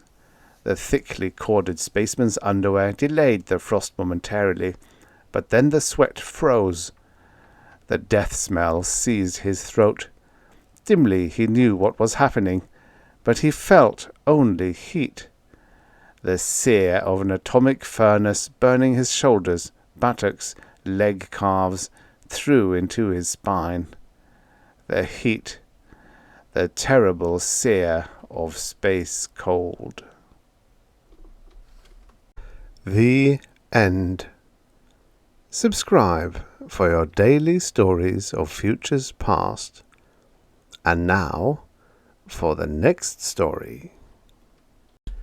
Lancelot Biggs Cooks a Pirate by Nelson S. Bond.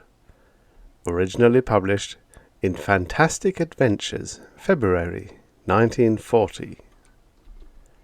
Narrated by Tom Trussel. The whole trouble started with Slops. Slops wasn't a bad cook, you understand. He just wasn't a cook at all, rightly speaking. He had what you might call a tapioca complex. It was tapioca for breakfast, tapioca for lunch, tapioca for dinner, every day. Boiled tapioca, stewed tapioca, even fricasseed tapioca. Ugh! When you hop grabs twice a month on the lugger shuttling between Earth and Venus, you can't get by forever on a diet of that stuff. Anyhow, it finally got to be too much for even an iron-bellied old space dog like Cap Hansen. So when we pulled into the Sun City airport, Cap said firmly, "You're through, Slops, and I do mean through," and he kicked our alleged chef off the Saturn, along with his clothing, his back pay, his harmonica, and his you know what. Which left us way out on the end of a limb, for it turned out that there wasn't a single space-riding cook dry-docked in Sun City. While the Saturn was taking on its cargo for Earth, pepsin and medical supplies mostly, with one or two holds full of meckle and clab, the skipper did his doggendest to scare up a grub wrangler. But no soap. An hour before we were scheduled to blast off, he ambled up to my control turret. He plumped himself into my easy chair and scratched his grey pate nervously. "Damn it, Sparks," he complained. "I thought I was doing the right thing when I fired Slops, but—" "You were," I told him. "By chucking that greaseball off the ship, you saved 14 lives. The crew. They were planning on either mutiny or murder. They didn't care which, if they had to eat one more dish of that goo." "But," he continued worriedly, "in another hour we throw lugs for Earth, and we don't have no cook. What the blue space are we going to do?" Our first mate, Lancelot Biggs, had entered as the skipper was talking. Now he offered helpfully, "I'll ask Slops to come back if you want me to, Captain. I saw him at the Palace Bar—" "No," said the captain and I in the same breath. Biggs looked hurt. His wobbly Adam's apple bobbed in his throat like an unswallowed orange, and he defended, "Well, after all, tapioca's good for you. It contains valuable food elements that—" "Shut up!" howled Cap Hansen. He wasn't in a mood to take advice from anybody, and especially Lancelot Biggs. Perhaps that was because our recent transmuting trip, in the course of which we had attempted to turn lead jars to platinum by exposure to cosmic radiation, had failed. The corporation had carpeted Cap for that, and Cap was sore at Biggs because the whole thing had been Biggs's idea in the beginning. "I'll murder the guy who even mentions that stuff," Mr. Biggs said aggrievedly. "I was only trying to be helpful." "You're as much help," the skipper told him caustically, "as fins on a dicky bird's chest. Now, get out of here. Go on, get." Our lanky first mate turned and started to leave the turret, and then suddenly— "Wait a minute," yelped Cap Hansen. "Where do you think you're going, Mr. Biggs?" Biggs gulped. Why, you told me to." "Never mind what I said. Do what I say. I think I've got the solution. Mr. Biggs, that cranium of yours appears to be stuffed with miscellaneous lore. Do you by any chance happen to know anything about the art of cooking?" "Who?" said Biggs. "Me? Why, no, Captain, but I don't imagine it would be very difficult. After all, it is based on elementary chemical processes. By exposing certain organic substances to the action of hydrogen dioxide under suitable thermostatic conditions—" Cap Hansen's jaw dropped open. He goggled at me. What's he saying, Sparks?" "He means," I translated, "that cooking is easy. All you need is water, heat, and victuals." Oh, The skipper grinned ghoulishly. "In that case, our problem's solved. Mr. Biggs, you've just earned a new private office and a new uniform. You'll find both of them below decks, third door on your right." It was Biggs's turn to look shocked. His protuberant larynx performed a reverse Immelman. Huh? But I'm not a cook, Captain. I'm your first mate." "You was my first mate," corrected the old man coolly, "until just now. The IPS codebook says, 'It is the captain's privilege to draft any member of crew or command for any duty in times of emergency.' This is an emergency, and besides, you just got done saying that cooking is simply a matter of exposing certain whatchamacallits to the action of thingamajigs. So," he brushed his hairy paws with a gesture of finality, "that's that. To the galley, Mr. Slops." And he was right. That was that. But the funny part of it was that, forced to a showdown, Lancelot Biggs came through. The first meal out, which was lunch served at noon Earth time, I went down to the dining hall thinking anything might happen and expecting the worst. I got the shock of my life, and shocks are not an inconsiderable part of the life of a space slugger radioman. Mr. Lancelot Slops had pulled a banquet out of the hat. We had fried chicken with cream gravy, hot biscuits, candied yams, a side dish of stewed crab, Creole style, raisin pie, and the best damn coffee ever served on the wallowing old Saturn. What the other men of the crew thought, I have no idea. They didn't say. Every man-jack of 'em was so busy shoveling grub into his puss that the conversation was dead as a Martian herring. But after I'd bulged my belt to the last notch with fried pullet, I waddled into the galley and confronted Mr. Biggs. "Biggs," I said accusingly, "you've been holding out on us. Why didn't you tell us before you could cook a meal like that?" He shuffled his feet sheepishly. He said, "Was it all right, Sparks?" "All right? It was terrific. I haven't had such a feed since I was a kid." He looked relieved. "I'm glad, because, you see, that was the first meal I've ever cooked." "It was the first what?" "Mm-hmm. But there were lots of cookbooks here in the galley, and I figured so long as I had to do it, I might as well do it right." He grinned at me shyly. Once in a while I wondered, briefly, whether any of us understood the strange lanky genius, Lancelot Biggs. This was one of the times. I found it rather interesting, Sparks, to tell you the truth. It is, just as I told Cap Hansen, just a matter of elementary chemistry. The pots and pans are the test tubes. The stove is a huge Bunsen burner." I said admiringly, "I'll hand you one thing, Mr. Biggs. You believe in sticking to theories, don't you?" "But of course, get the theory first. That's the big secret of success in any undertaking." He looked pleased, and a little excited too. "We're going to have a good trip home, Sparks. There's plenty of food here to experiment with, and in the holds—" It was just then that I caught my number being buzzed on the intercommunicating audio. I cut through and yelled, "Sparks speaking. What's up?" "Sparks?" It was my relief man calling from the radio room.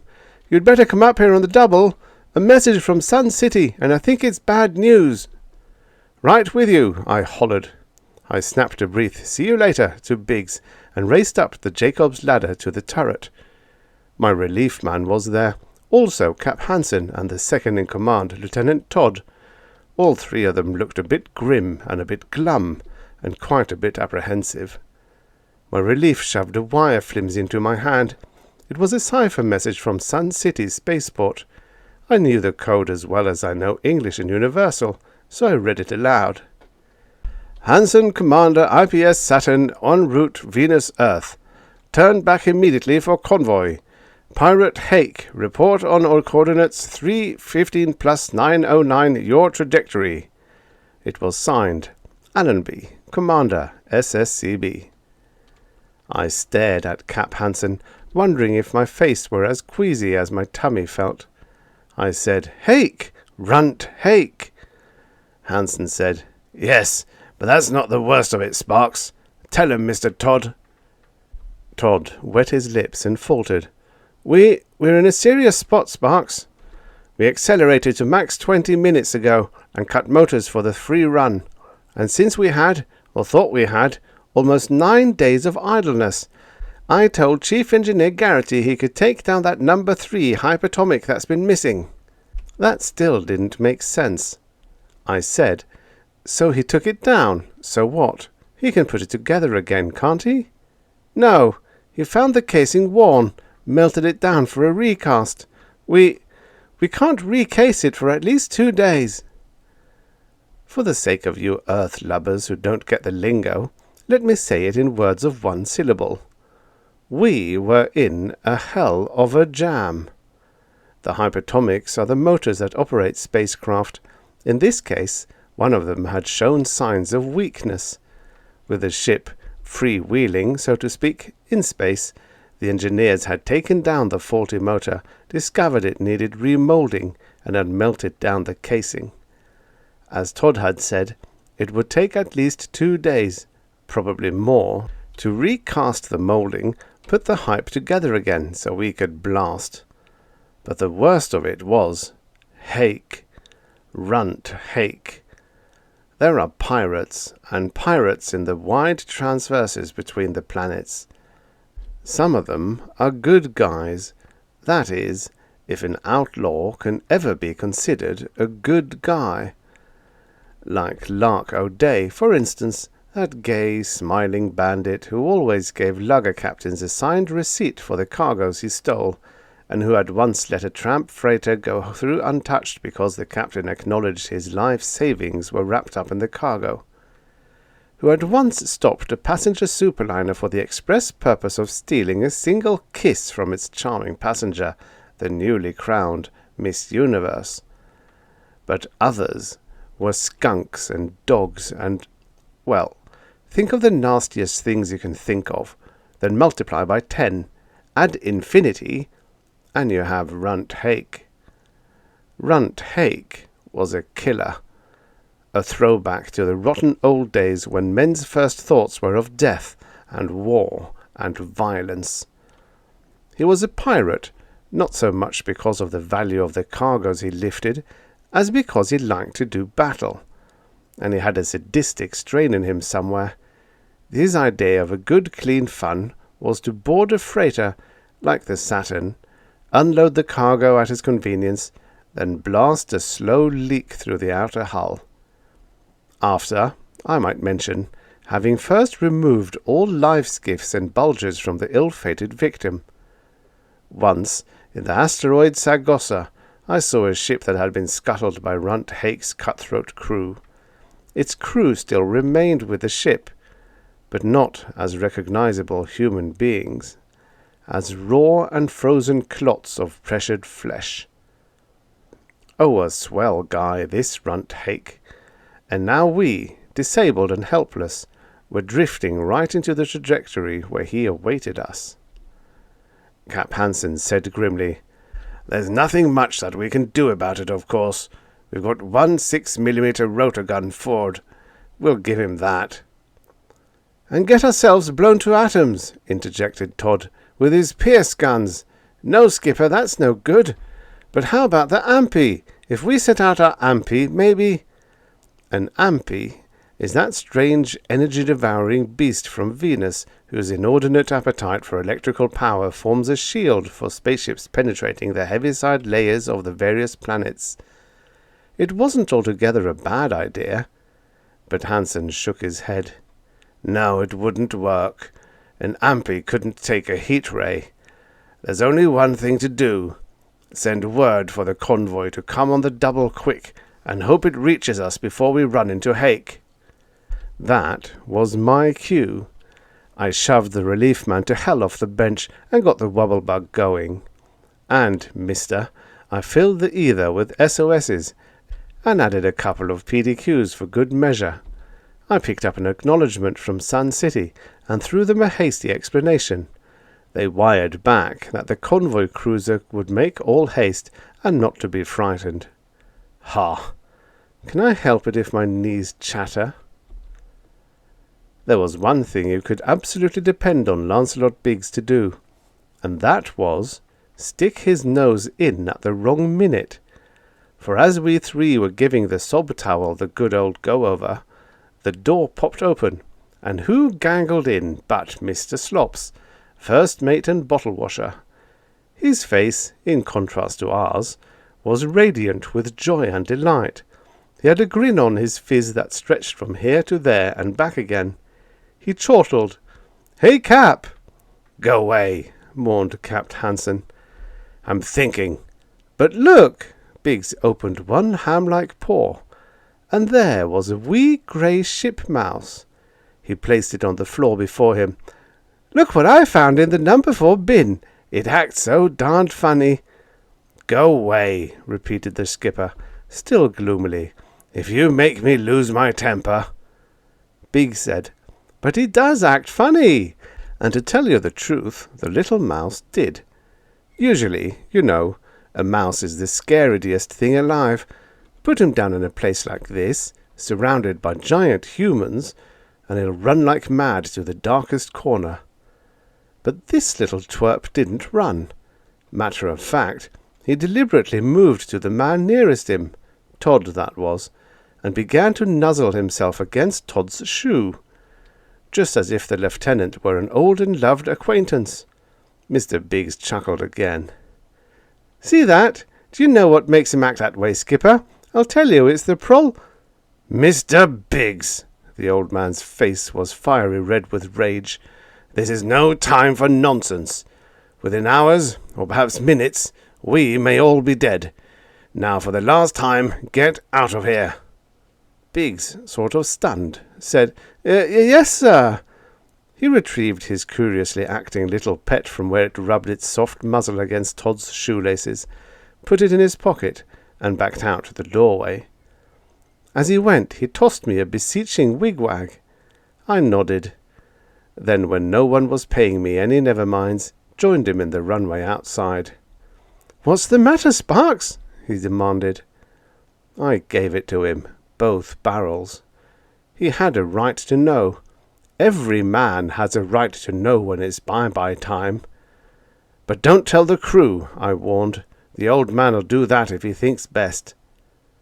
Biggs's eyes were huge and round. "Runt hake! Gee, no wonder the skipper was cross." He plunged into one of his characteristic silences. Then suddenly, "Hey!" "Hey what?" "They say Hake is a show-off. Likes to crack the whip on captured ships, ordering up big meals and so on before he scuttles it." "Well," I said, "you think you're going to poison him, and maybe. Don't be a dope. He'll make you swallow a pussful of everything you serve him." "Never mind. I'm not sure my idea's any good, yet. But have you got a book on physiochemistry?" "In my office." "Swell. Get it for me, will you? I'll explain later." Well, I got him the book, and he jammed it into his pocket and disappeared toward the galley, jogging along like a stork on stilts. But I had no time now to laugh at Biggs's physical or mental peculiarities, because my ears had just caught a sound they did not want to catch, the sound of metal grating on metal near the off-port, the banging of a mailed fist on permalloy, the asthmatic wheeze of the airlock, a sailor's shout ending in a choked gurgle. I charged back into the radio room. "Cap!" I yelled. "At the airlock! Somebody! It must be!" It was Runt Hake and his pirates. You wouldn't think, to look at Runt Hake, that he was a killer. True, he held a hand-pierce gun on us as he approached, moving smoothly, lightly up the runway. A half-dozen men behind him also held their sidearms poised, ready for action, while another half-dozen deployed down the side corridors toward the engine rooms and control turrets. But as Hake came nearer, he tossed back the quartzite headpiece of his bulger, and I saw that his hair was wheat gold, his lips curved into something like a tender smile, his cheeks smooth, soft, boyish. His voice was gentle, too. He said, "You offer no resistance, Captain. That is wise. Cap Hansen said, Hake, I surrender my ship to you freely, but do not harm my men, that is all I ask. My men do not deserve— But, Captain, the slender little pirate's eyebrows lifted archly, surely you are a little premature in your pleas. We have just arrived. There are so many, many things to be done before we— enjoy our little pleasures. And then, as he said that, I saw why men cursed the name of Runt Hake. It was not in his face. His golden hair, his pink cheeks, his soft mouth, all these were but gilding for the rottenness within him. The real Hake was in his eyes, those dancing, glinting, gloating eyes that leaped into swift, flaming delight as he hinted at that which was to come. He was a devil, a pint-sized devil, perhaps, but a devil none the less. I knew now that the stories were all true, that we could expect no mercy of this man. He would amuse himself with us for a while, toying with us in feline fashion. Then he would leave, and we would stay, like the broken things I had seen in the Sargossa. He was speaking again, softly, melodiously, as if he were a warrant officer at some cargo port on Earth rather than a mid-space pirate appraising his take. The cargo, of course, Captain, is mine. Even now, my men will be transferring it to my ship beside yours. But there are also a few other things we will do while aboard. It is lonely, being in space for months on end, and we do not dine luxuriously. You have, I suppose, a well-stocked larder, with fine foods, wines, perhaps, to tempt the palate? Hansen tried again. We have, Hake, and they are all yours if you'll promise me the men will be unharmed. He hesitated. Take me along as hostage if you want to. That'll be all right, but— But no, Captain, that would never do. I think you had best remain with your men. Again there was that tiny dancing light in Hake's eyes. You see, many know my name, Captain, and I understand I have a small reputation, but none have ever seen my face and lived. It would be unfortunate if I were to be identified, would it not? He turned to his followers. Disarm them, he designated us negligently. And when the cargo has been transferred, have our men come in to dine. We will dine aboard the Saturn. You earth-lubbers will think this part strange, maybe, that we showed no more resistance than this to Hake's invasion. Well, I don't blame you. I've read Martian Tales and Spaceways Weekly, too. The writers for those mags would like you to believe that every freighter captain is a horny-fisted John Paul Jones. But think it over. The Saturn was a lumbering old cow compared to Hake's streamliner.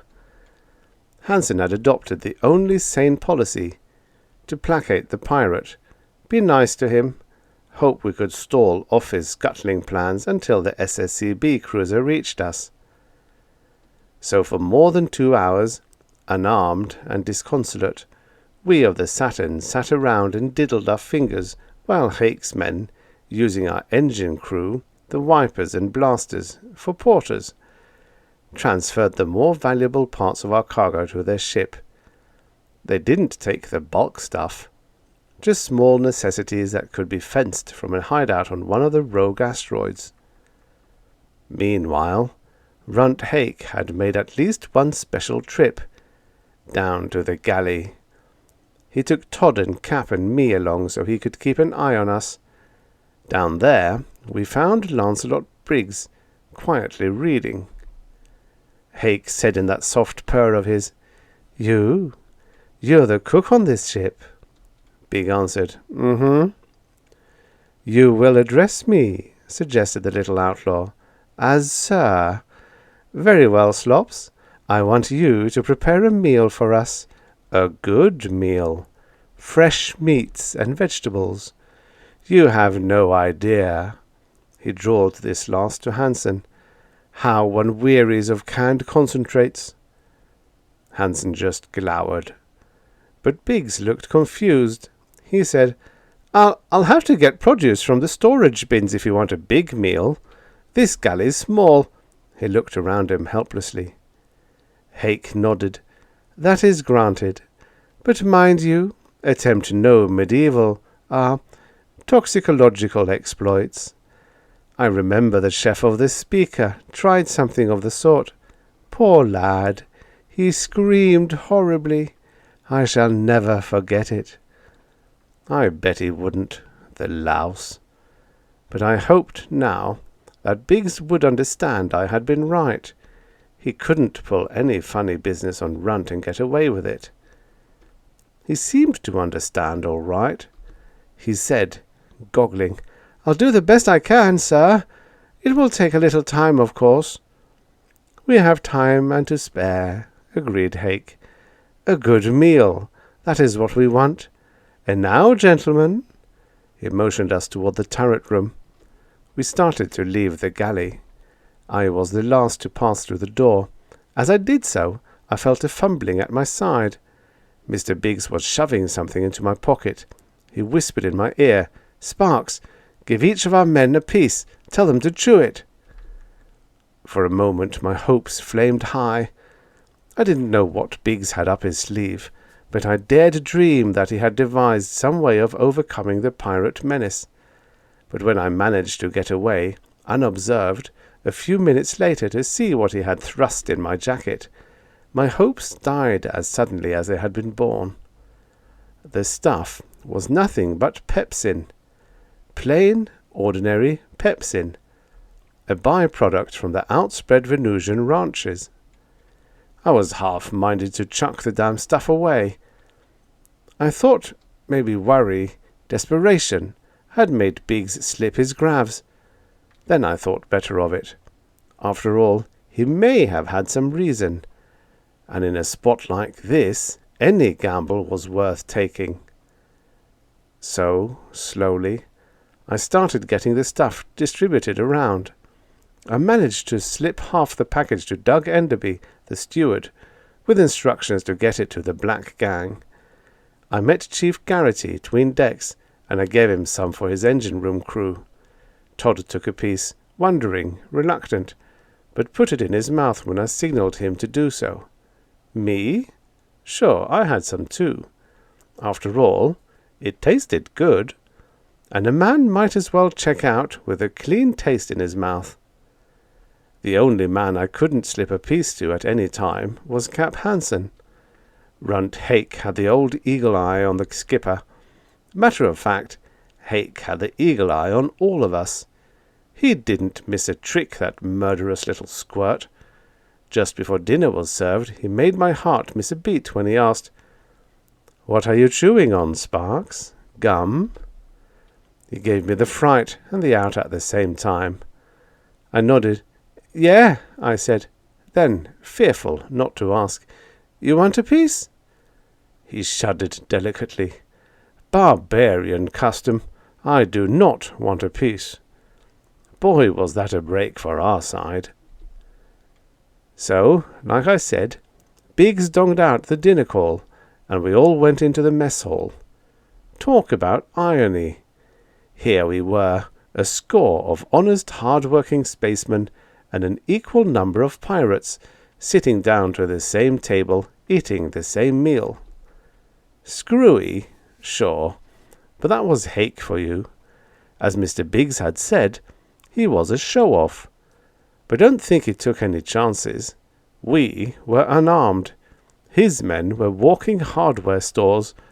As for the conviviality of that banquet, that was strictly on the stinko. To outward appearances, we were all palsy-walsy and the banquet table. Actually, we of the Saturn were being fattened for the slaughter to follow. Still, well, you know the old gag. The condemned man ate a hearty meal. That's what I did, and that's what most of the other fellows did, too, because Mr. Lancelot Slops had come up with another QED that cooking is, after all, nothing but applied chemistry. We had, just to make it drool a little, chilled consommé with a light sherry, then a tempting wisp of baked whiting served with Moselle Erdener Treppchen, and was the old man fuming. He'd been saving that for his golden anniversary. Then the chicken sauté Florentine. They were the preludes. The main drag-em-out was a saddle of lamb accompanied by peas in mint, potatoes Parisienne, and served along with pommade in 1974. The salad was a salad Alma. The dessert was something which Biggs told me later was plombière la vanne friandise, pineapples, bananas, frozen custard, and not a damn bit of tapioca in it. This came along with a Piper Heidsieck, 65. A demi-tasse was next, then liqueurs. It was here that Runt Hake called a halt. "We'll transfer the beverages," he said, "to our own ship. We want no drunkenness aboard while we, do that which is now necessary. Captain Hansen?" He nodded significantly toward the turret room. I rose, so did Todd. Surprisingly, Biggs joined our group as we moved up deck. Hake said, with a malevolent regretfulness I shall never forget, "We have enjoyed our banquet exceedingly, Captain. But you understand, I can allow nothing to stand in the way of my next, duty. So," Hansen said stonily, "you will give us a life skiff before scuttling the Saturn, Hake." Hake lied. "Captain, I had planned to do that very thing, but a most unfortunate accident.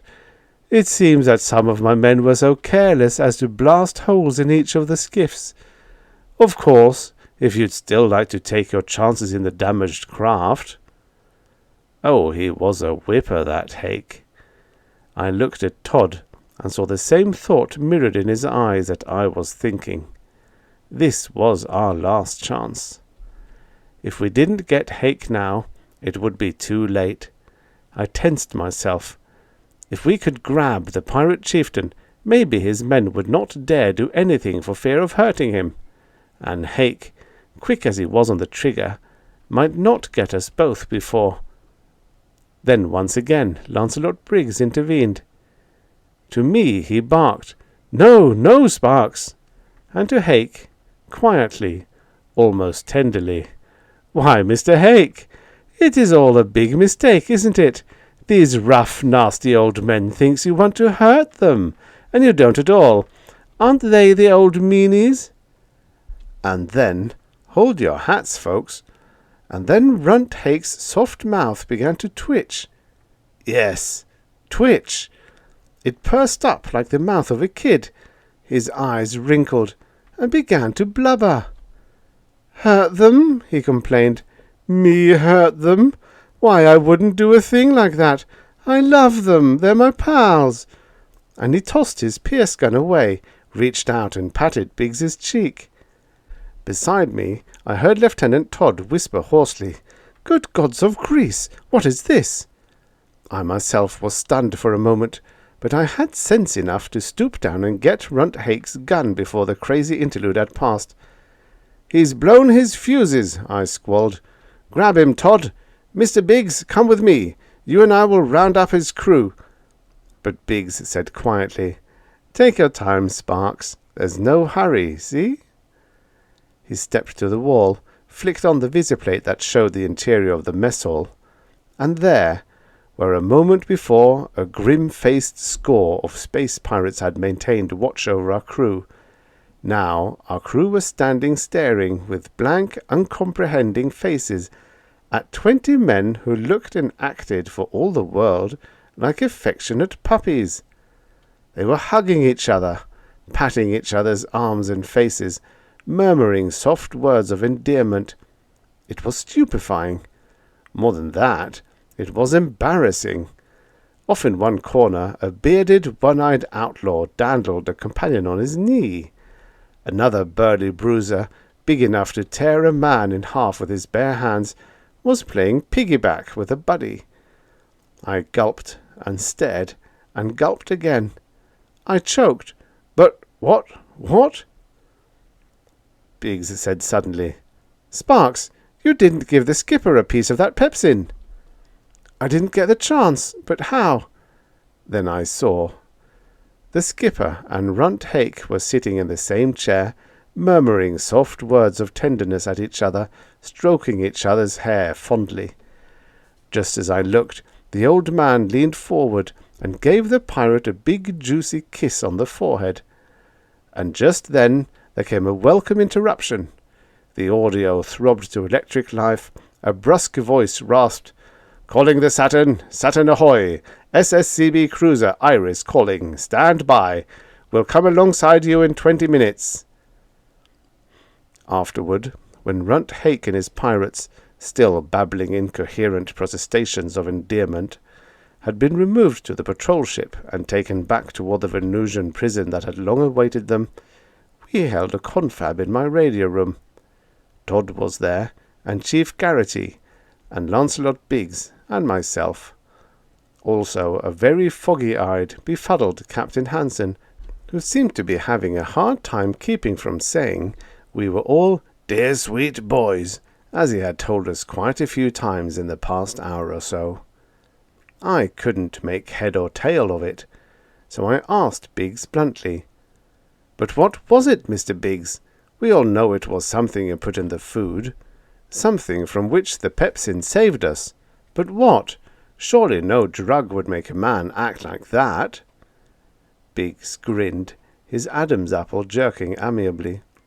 "No, not a drug, but a chemical. Prolactin, to be exact. If you'll remember, I started to tell you we were carrying a load of it to Earth." "Prolactin?" said Todd. "What's that?" "An extract of the pituitary gland, the hormone that governs human affections. Prolactin is the hormone that is responsible for all acts of parental love. It causes roosters to brood and set on eggs, tomcats to give milk, and milk-deficient females to become normal. It is commonly known as the mother love crystal." "And we," I said, "were carrying a load of it. I still don't understand, though, why we had to chew the pepsin, and why it failed to turn all of us into bunny huggers like—" I glanced at the old man, then glanced away again.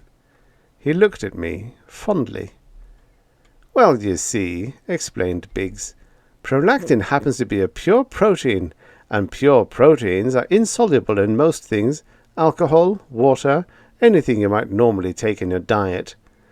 I cooked Hake's banquet and his goose with liberal sprinklings of prolactin, but, as you had previously pointed out, I had to find some way of keeping our men from being affected by the hormone that disrupted their morale. Pepsin was the answer. Pepsin breaks down pure proteins into soluble peptones. That is why it is commonly used as a digestive agent."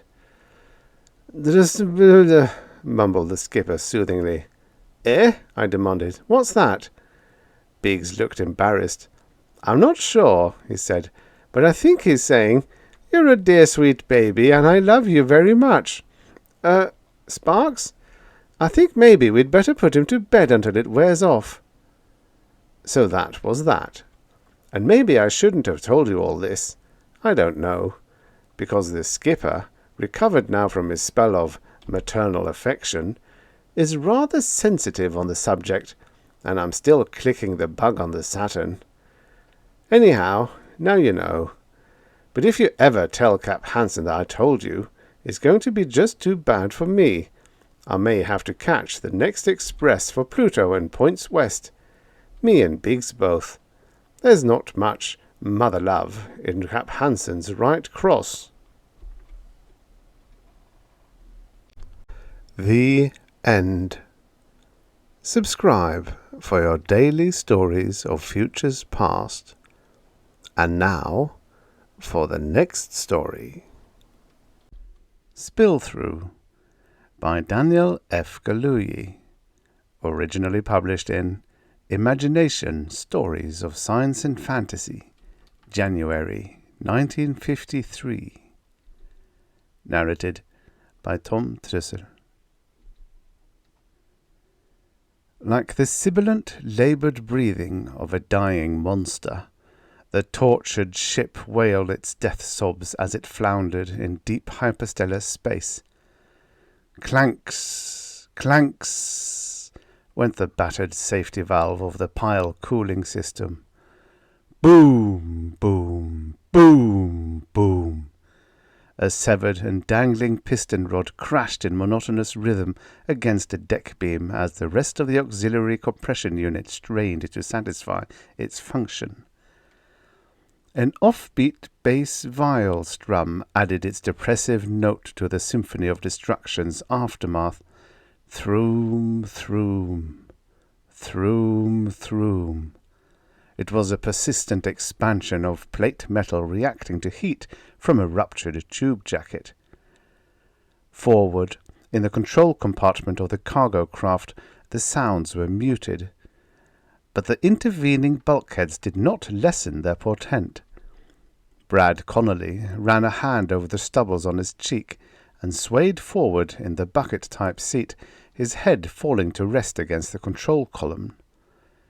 Somewhere aft, the ship groaned and metal scraped against metal with a sickening, rending sound.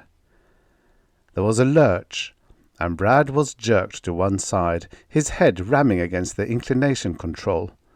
The ventral jet came to life in unexpected protest and fired once. His hand shot out instinctively to return the loose, displaced lever to neutral, but the force of the single burst had already taken effect, and the lower part of his stomach tied itself in a knot. Centrifugal force reeled him to the fringe of consciousness. He struggled to reach the dorsal ventral firing lever, praying that the linkage was not severed and the mechanism was still operative. His hand found the lever and jerked. The dorsal jet came to life with a roar. He jockeyed the control back and forth across neutral position. The two jets fired alternately. The sickening end-over-end gyration became gentler. The ship steadied itself again into immobility, but a snap sounded from back aft. It was followed by a grating noise that crescendoed and culminated in a terrific crash. His ears popped.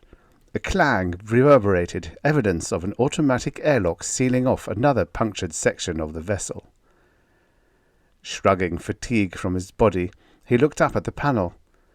The massometer showed a decrease of 6 tons. The explanation was simple. Brad laughed dryly. A good 1/4 of his load of crated intercalc audio retention banks had rammed through the hull and floated into space. He glanced at the scope. The 20-odd crates, some of them taking up an orbital relationship with the vessel, were blips on the screen. Twisting the massometer section selector, he read off the figures. Hold 1 showed full cargo of intercalc equipment.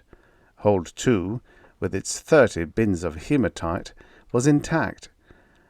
The third cargo compartment, containing more crated intercalc units, was the damaged one. The massometer reading for that hole accounted for the missing weight. "How are you doing, Brad?" The receiver rasped feebly. He recoiled at the unexpected sound.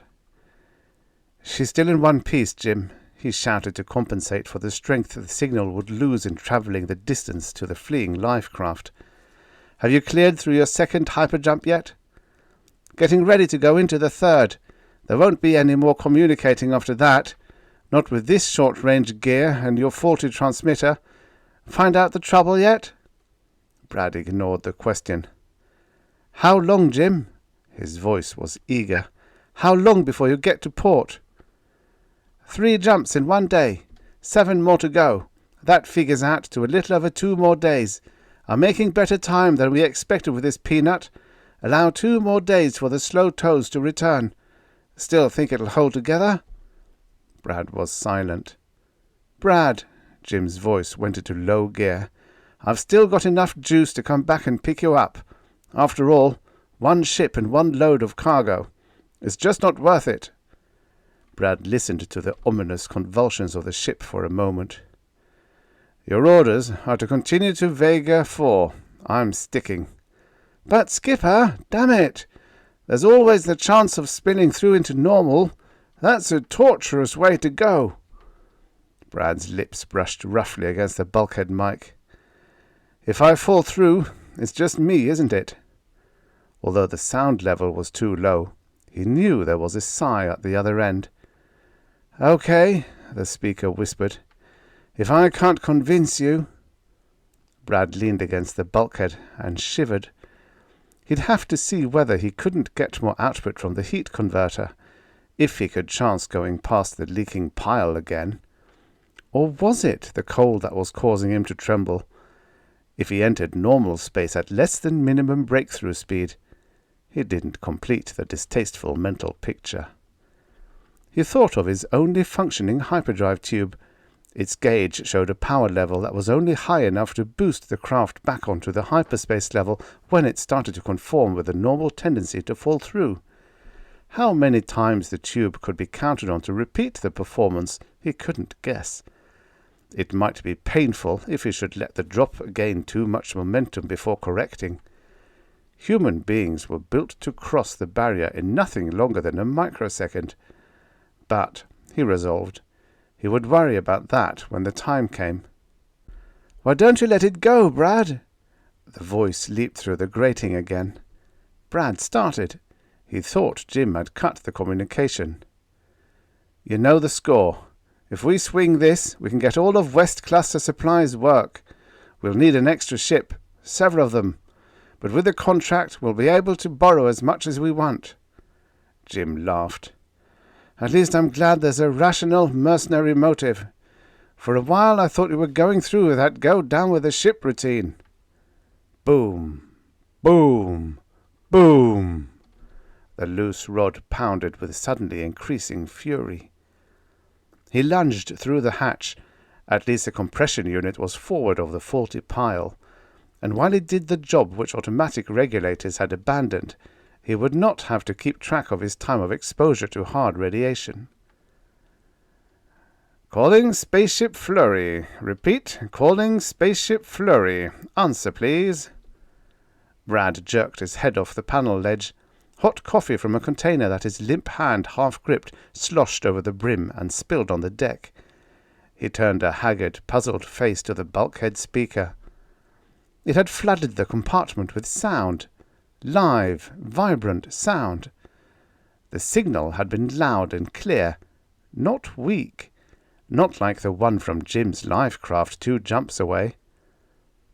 This is the SS Flurry, he shouted, stumbling forward eagerly and gripping the gooseneck of the mic. Come in. Flurry from SS Cluster Queen, answering your SOS. His hopes suddenly vanished. Is that Altman? What are you doing on this run? Yeah, Connolly, this is Altman. Freeholding to Vega. What's your trouble? Anything serious? Altman had come in to unload at Arcturus 2 spaceport while the Flurry was still docked, Brad recalled. The huge ship had been berthed next to his. Main drive jacket blown out in the engine compartment, Brad said hoarsely. It happened at the end of the 8th jump. We're about a half notch into hyper, just barely off the border. That's tough. There was little consolation in the tone. Got any passengers? No, none this trip. I'm solo now. My engineer's gone off in the craft.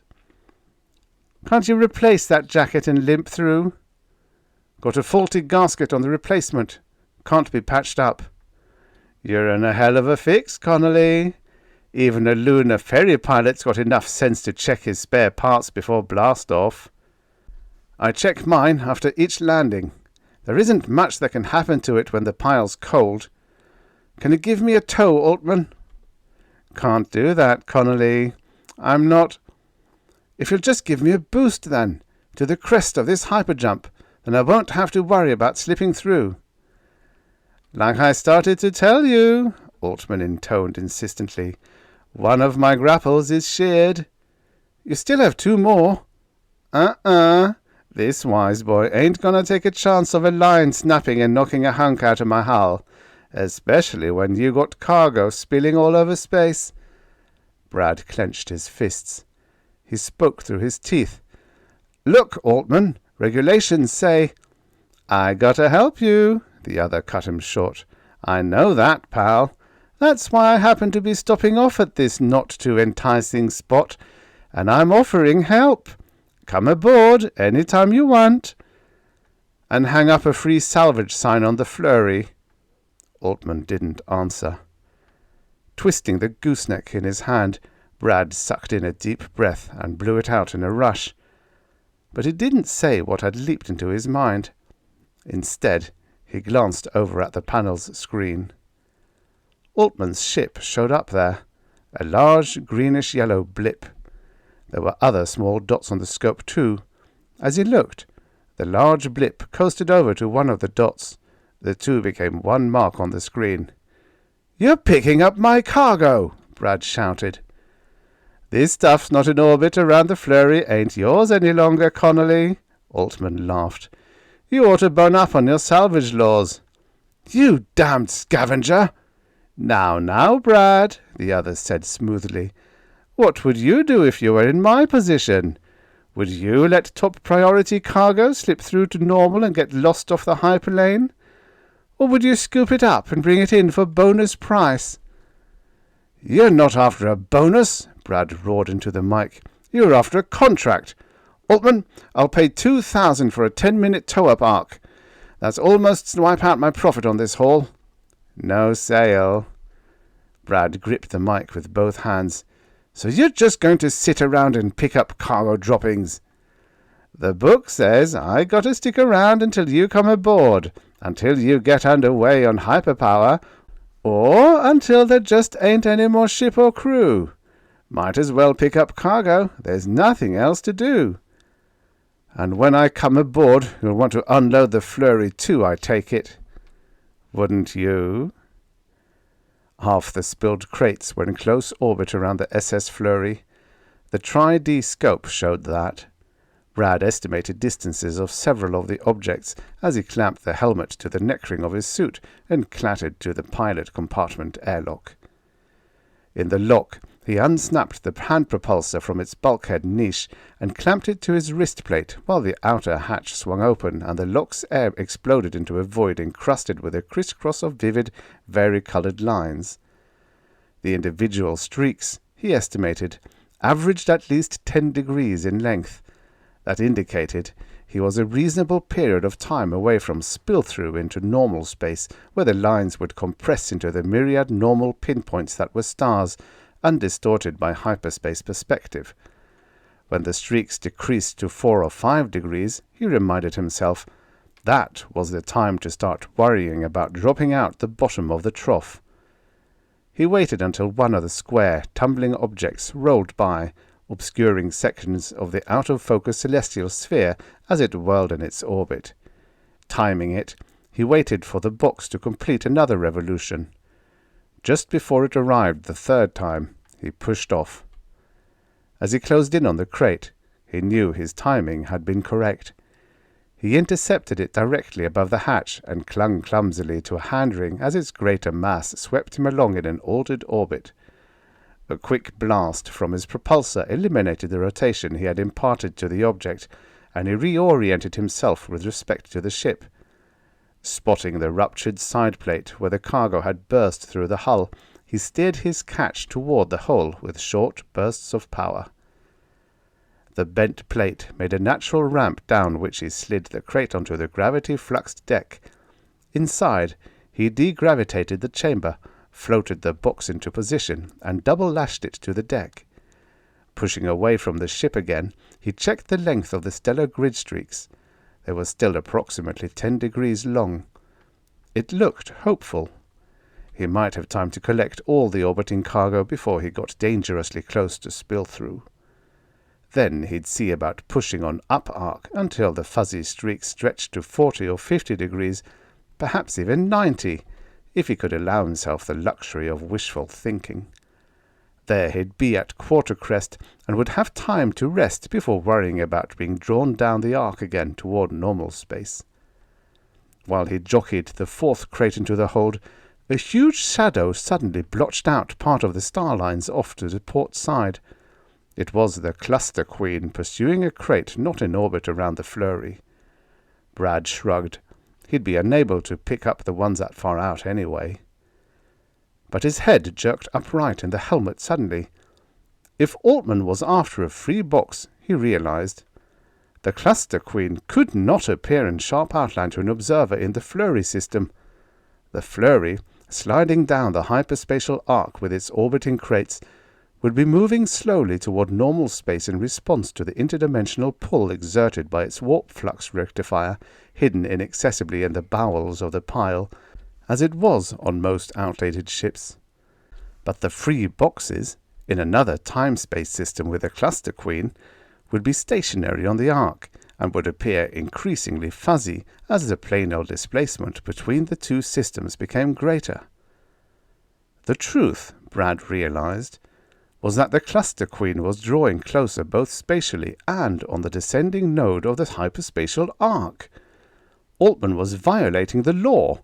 He was going to take the cargo in orbit, and he could well get away with it too, since it would be the word of only one man aboard the flurry against the word of the entire crew of the Queen. There were still 6 boxes in orbit. He pushed out again toward the closest and saw he had not been wrong in his reasoning. The Queen's outline was razor-edge sharp. It was close enough to stretch across 55 degrees of the celestial sphere. He kept it in the corner of his vision as he hooked on to the crate and started back to the ship. The Queen was reversing altitude slowly. When he had first spotted it, it was approaching at an angle, nose forward. But now it had gyroed broadside and was continuing to turn as it drifted slowly toward Brad and the box. "Altman!" he cried into his all-wave helmet mic. "You're on collision course!" Brad kicked away from the crate and streaked back towards the flurry. There was a laugh in the receiver. "Did you hear something, Bronson?" "No, Captain," another voice laughed. "For a moment I thought maybe I picked up a small blip near that crate. But I don't guess Connolly would be stupid enough to suit up and try to hustle his own cargo." Brad activated his propulsor again and gained impetus in his dash for the flurry's hatch. "Still," Altman muttered, "it seems like I heard somebody say something about a collision course." The Cluster Queen was no longer turning. It had stabilized, with its tubes pointed in the general direction of the flurry and her floating crates. Perspiration formed on Brad's forehead as he glanced up and saw the other ship steady itself, settling on a predetermined split-hair heading.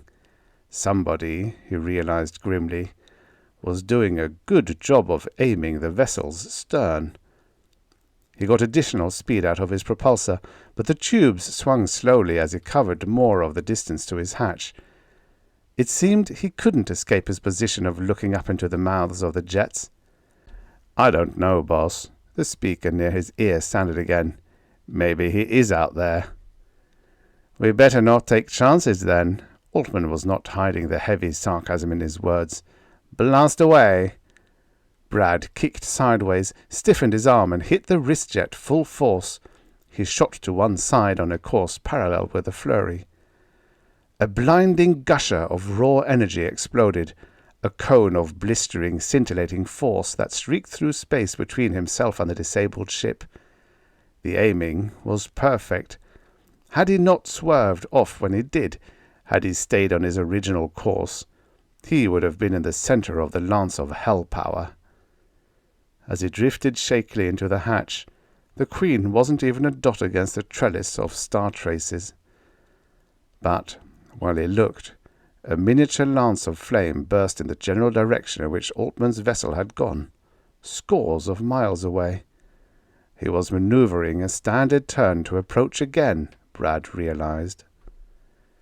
If he repeated the performance against the hull of the flurry, he would shake things up considerably, but at least the alloys of the plates could stand the heat, possibly the thrust too, but not for long. Invigorating effects of hot coffee flowed through Brad as he sat strapped in the pilot's seat and allowed himself the luxury of a cigarette.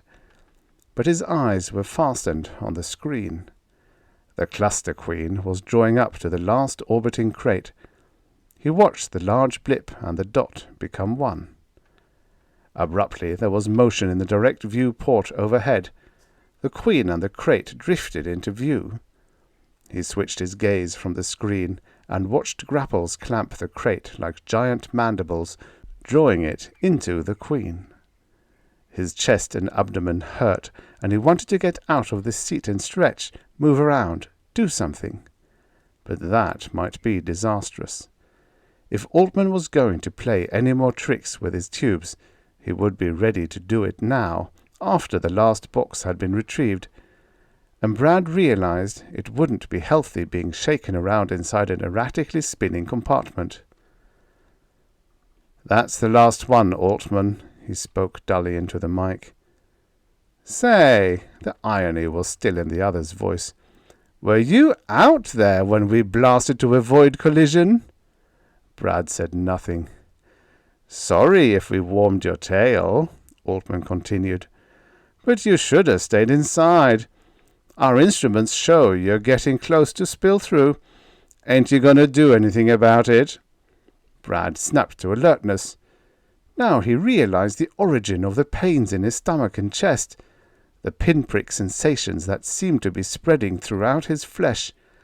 He glanced out of the direct view port. Altman was right. The sky was no longer a grid of star streaks.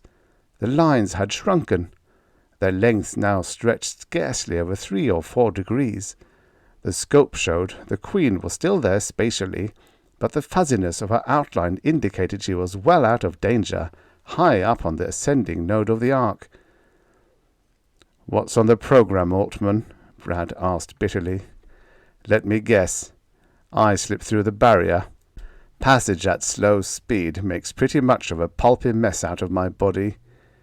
You popped the queen through in a millisecond. You got a nice story to tell. You arrived as I was slipping through.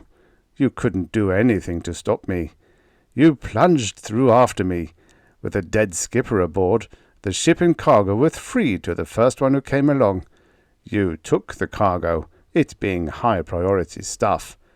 You left the ship, it being outdated, battered, useless, and drifting in normal interstellar where it would never be found.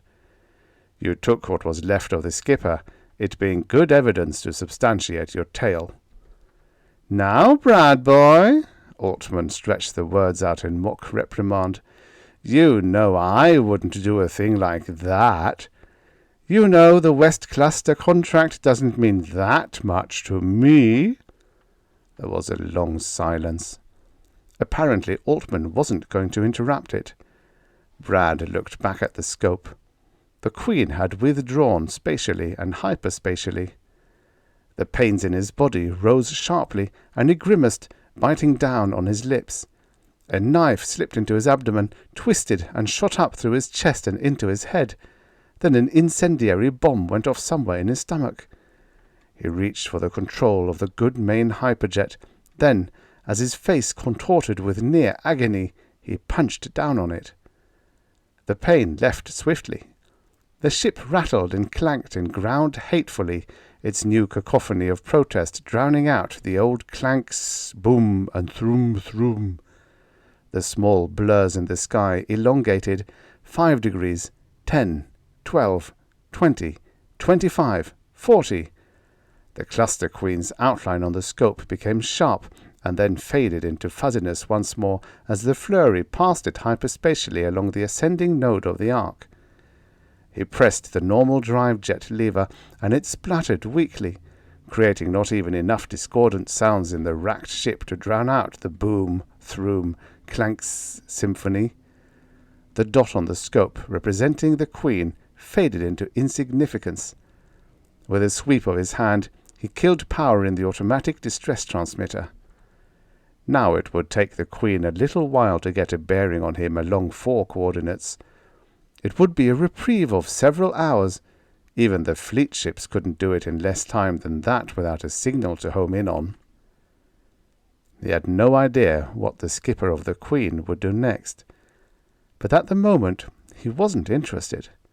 The sharp pains were gone, but they had been replaced by an uncontrollable, reactive nausea. He unclamped his safety harness and stumbled to the jettison bin, holding a hand over his mouth. He made it just in time. Then he dropped to the bunk, exhausted. The reprieve gained by his elusive tactics must have been a long one. When Brad awoke, he felt fresher than he had at any time since the engine compartment eruption. He had no way of knowing how long he had slept. The secondary bus bar, off which the ship's clocks operated, had gone up in the initial blast when a section of the plate from the ruptured tube jacket had smashed through the junction box. Evenly spaced swooshing sounds were emitting from the speaker. That, he realized, was what had awakened him. Someone was blowing into a mic to see if it was alive. SS Flurry, SS Flurry, SS Flurry. The sounds were suddenly exchanged for words. Altman's. Brad swung his legs out of the bunk and stood swaying, rubbing a hand over his chafed, bearded face. The elongated blip was back on the radar screen. Clear. Close. "Answer, Connolly," the receiver barked. Brad strode to the panel and looked out the direct view port. He had slept longer than he had at first suspected. The stellar trellis had shortened considerably. They were back in the neighborhood of 15 degrees. "Distress regulation 4082, the speaker droned. "Says that if a disabled ship don't answer by radio or visually within 15 minutes after being called steadily, standby craft is to board it and may take immediate possession." "What do you want, Altman?" Brad said resignedly into the mic. Altman hissed irritably. "Connolly, there's no sense in playing hide-and-seek with the little power you've got left. Get off that damned piece of junk and come aboard." "Go to hell." "Listen, I'm tired of wasting time. If you don't, I'll sign a release and shoot it over to you. That's all you need to clear you of rescue and standby responsibility. I'll keep my distress signal off until you get out of range." It ain't as simple as that. I want your cargo, and I'm going to get it. Now let's be sensible. You know you don't have a chance." "Maybe I've learned a few tricks." The other snarled impatiently. "Okay, bright boy, I've had enough of this horseplay. I'm gonna let you see just the way things are. Notice anything odd?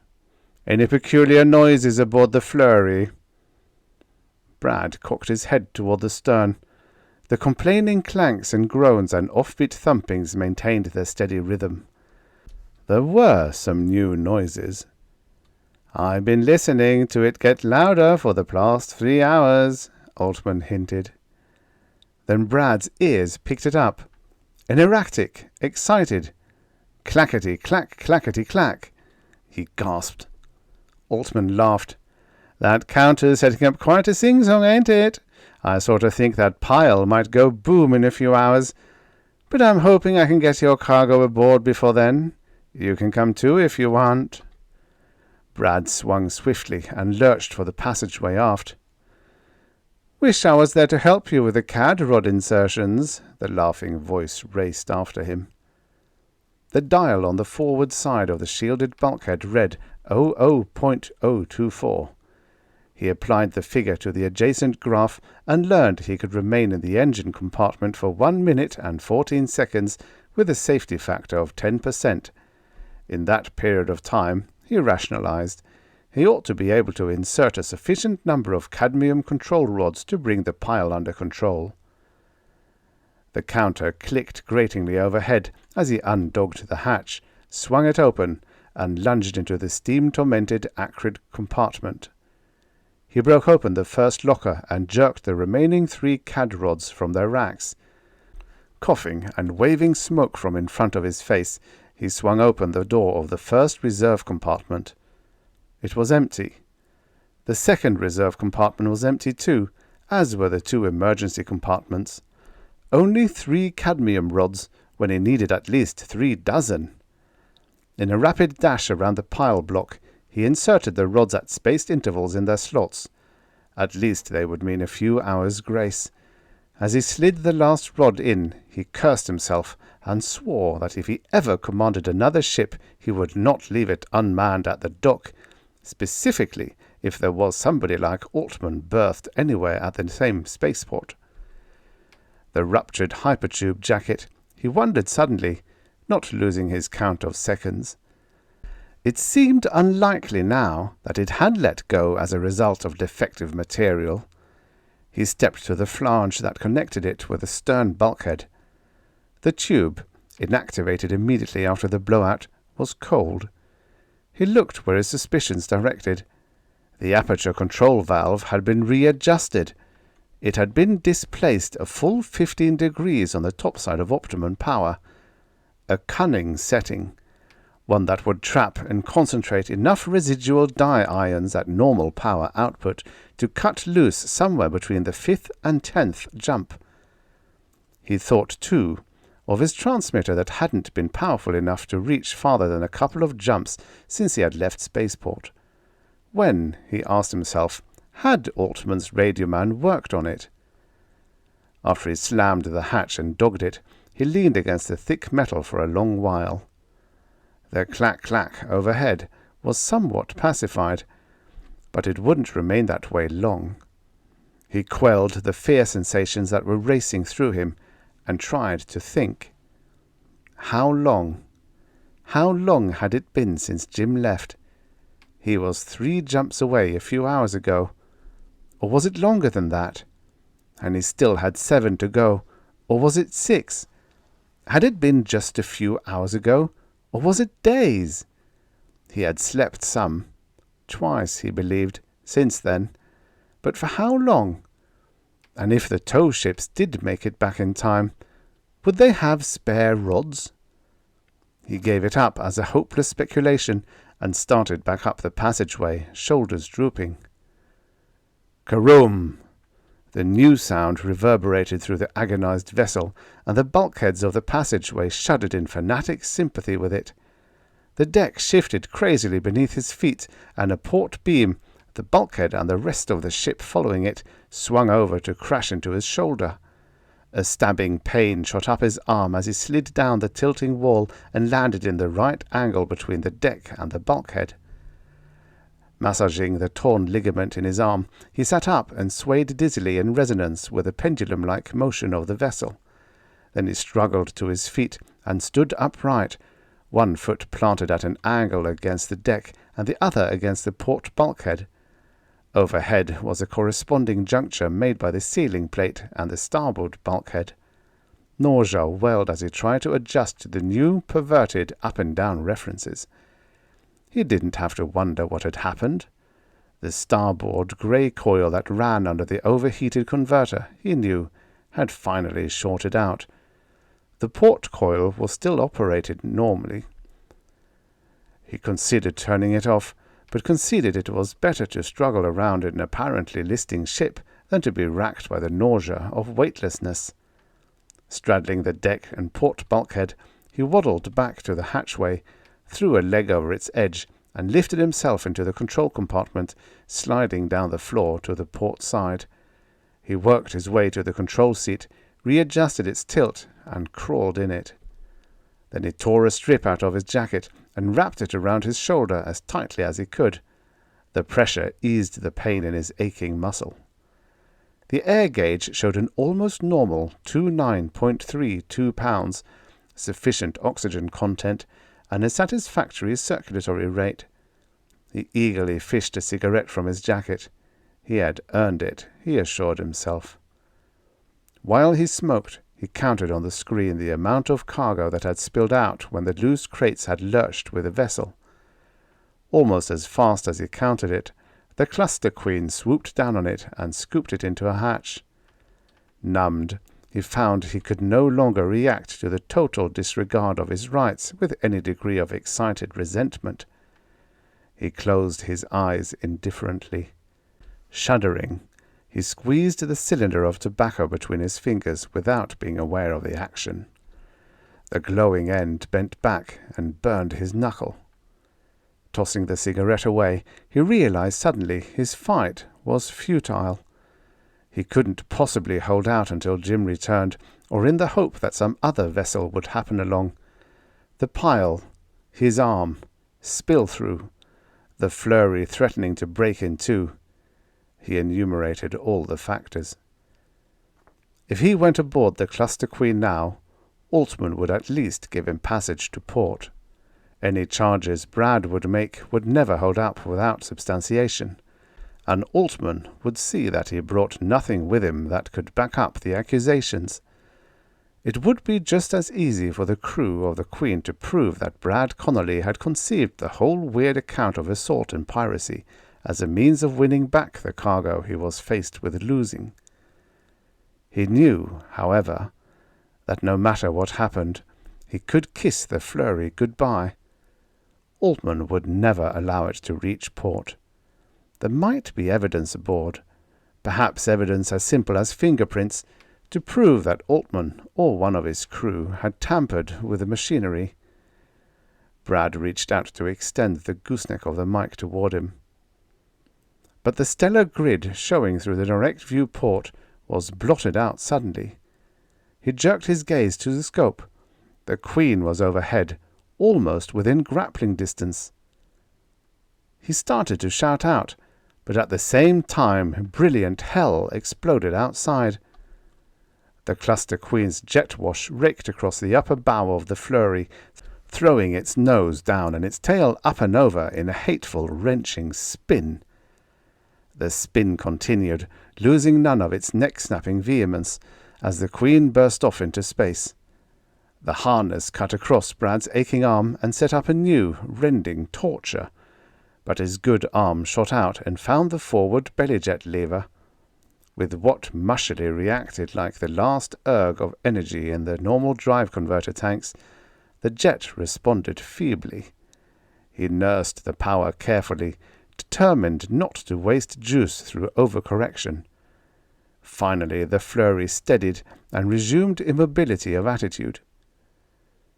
"Sorry, Connolly," Altman apologized with exaggerated concern, "but Her Majesty is acting up frisky-like.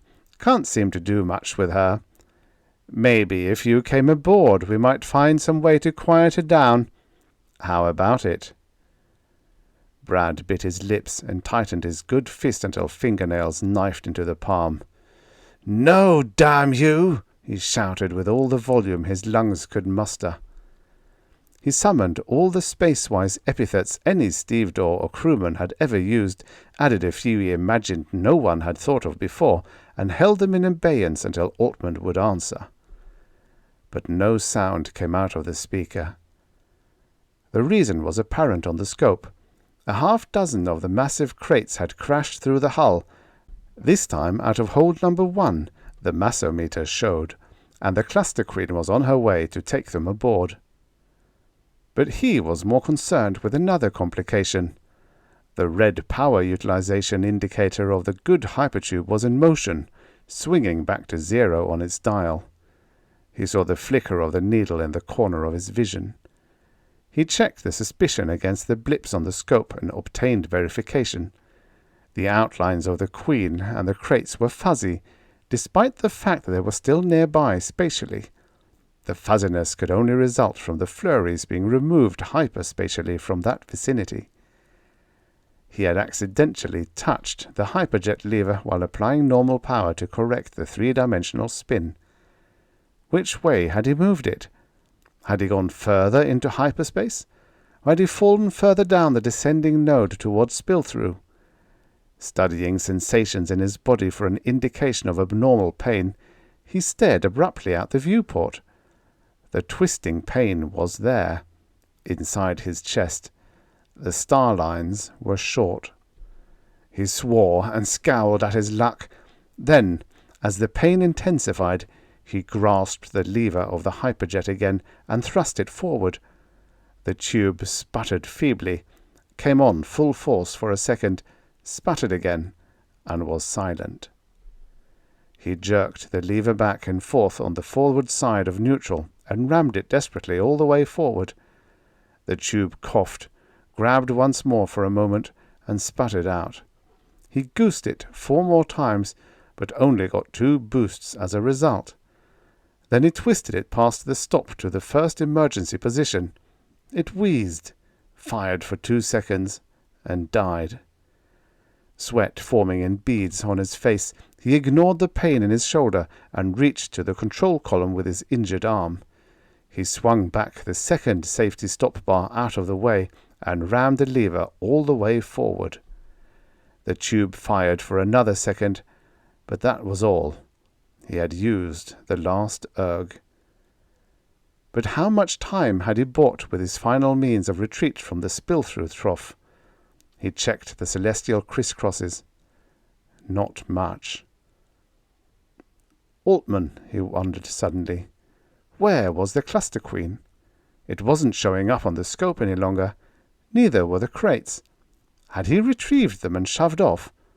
Brad jiggled the scope's brilliance control, wondering whether it was faulty and was simply not registering the queen. An abrupt thud, coincident with a sharp jar throughout the ship and a sudden shifting of the pseudo-gravitational field, almost to normal, brought him upright in his seat. He realized immediately what was happening. He hadn't been able to pick up the queen on the scope because it was too close to register as a blip separate from the central luminescence on the screen, which was representative of the flurry itself. Altman had maneuvered alongside, aligned the hatch flanges of the 2 ships, and activated his magnetic grapples. The nearness of his grav coils had restored some of the flurry's internal stability. He was preparing to board the flurry. He would be aboard within 10 minutes. It took that long to make minute adjustments in order to ensure perfect superimposition of the flange surfaces. Brad smiled grimly and unsnapped his harness with nervous fingers. If he could get into his suit in time, it would be simple to open a hatch aft and let the air spill from the flurry. Then, when Altman undogged the inner hatch of the flurry's airlock, it would be sucked open violently and pull the skipper of the cluster queen into a vacuum. It would make a mess out of the airlock and the control compartment, but that would be advantageous. It would be evidence to prove at least that Altman had taken the initiative in boarding the flurry without first dispatching his intentions of doing so to the nearest port, as required by the law. Brad planned that if he then found the queen's locks dogged, he would temporarily close the flurry's inner lock and fill the between-ships passage with normal pressure air so he would be able to open the queen's hatches against the 30-pound pressure in the other ship. After opening her hatches, he would leap back to the flurry's inner hatch, release the single dog latch, and let the vacuum suck all the air from the other ship too. He would immediately report the defensive action to Vega 4, borrow emergency CAD rods from the Queen, prevent an internal pile blast aboard the flurry, and withdraw the crippled ship, together with its engine compartment evidence, to the node of the Ark to await the arrival of investigators. He clamped the helmet on his neck ring with a minute to spare, as he reassured himself it was a perfect plan and had a reasonable chance to success.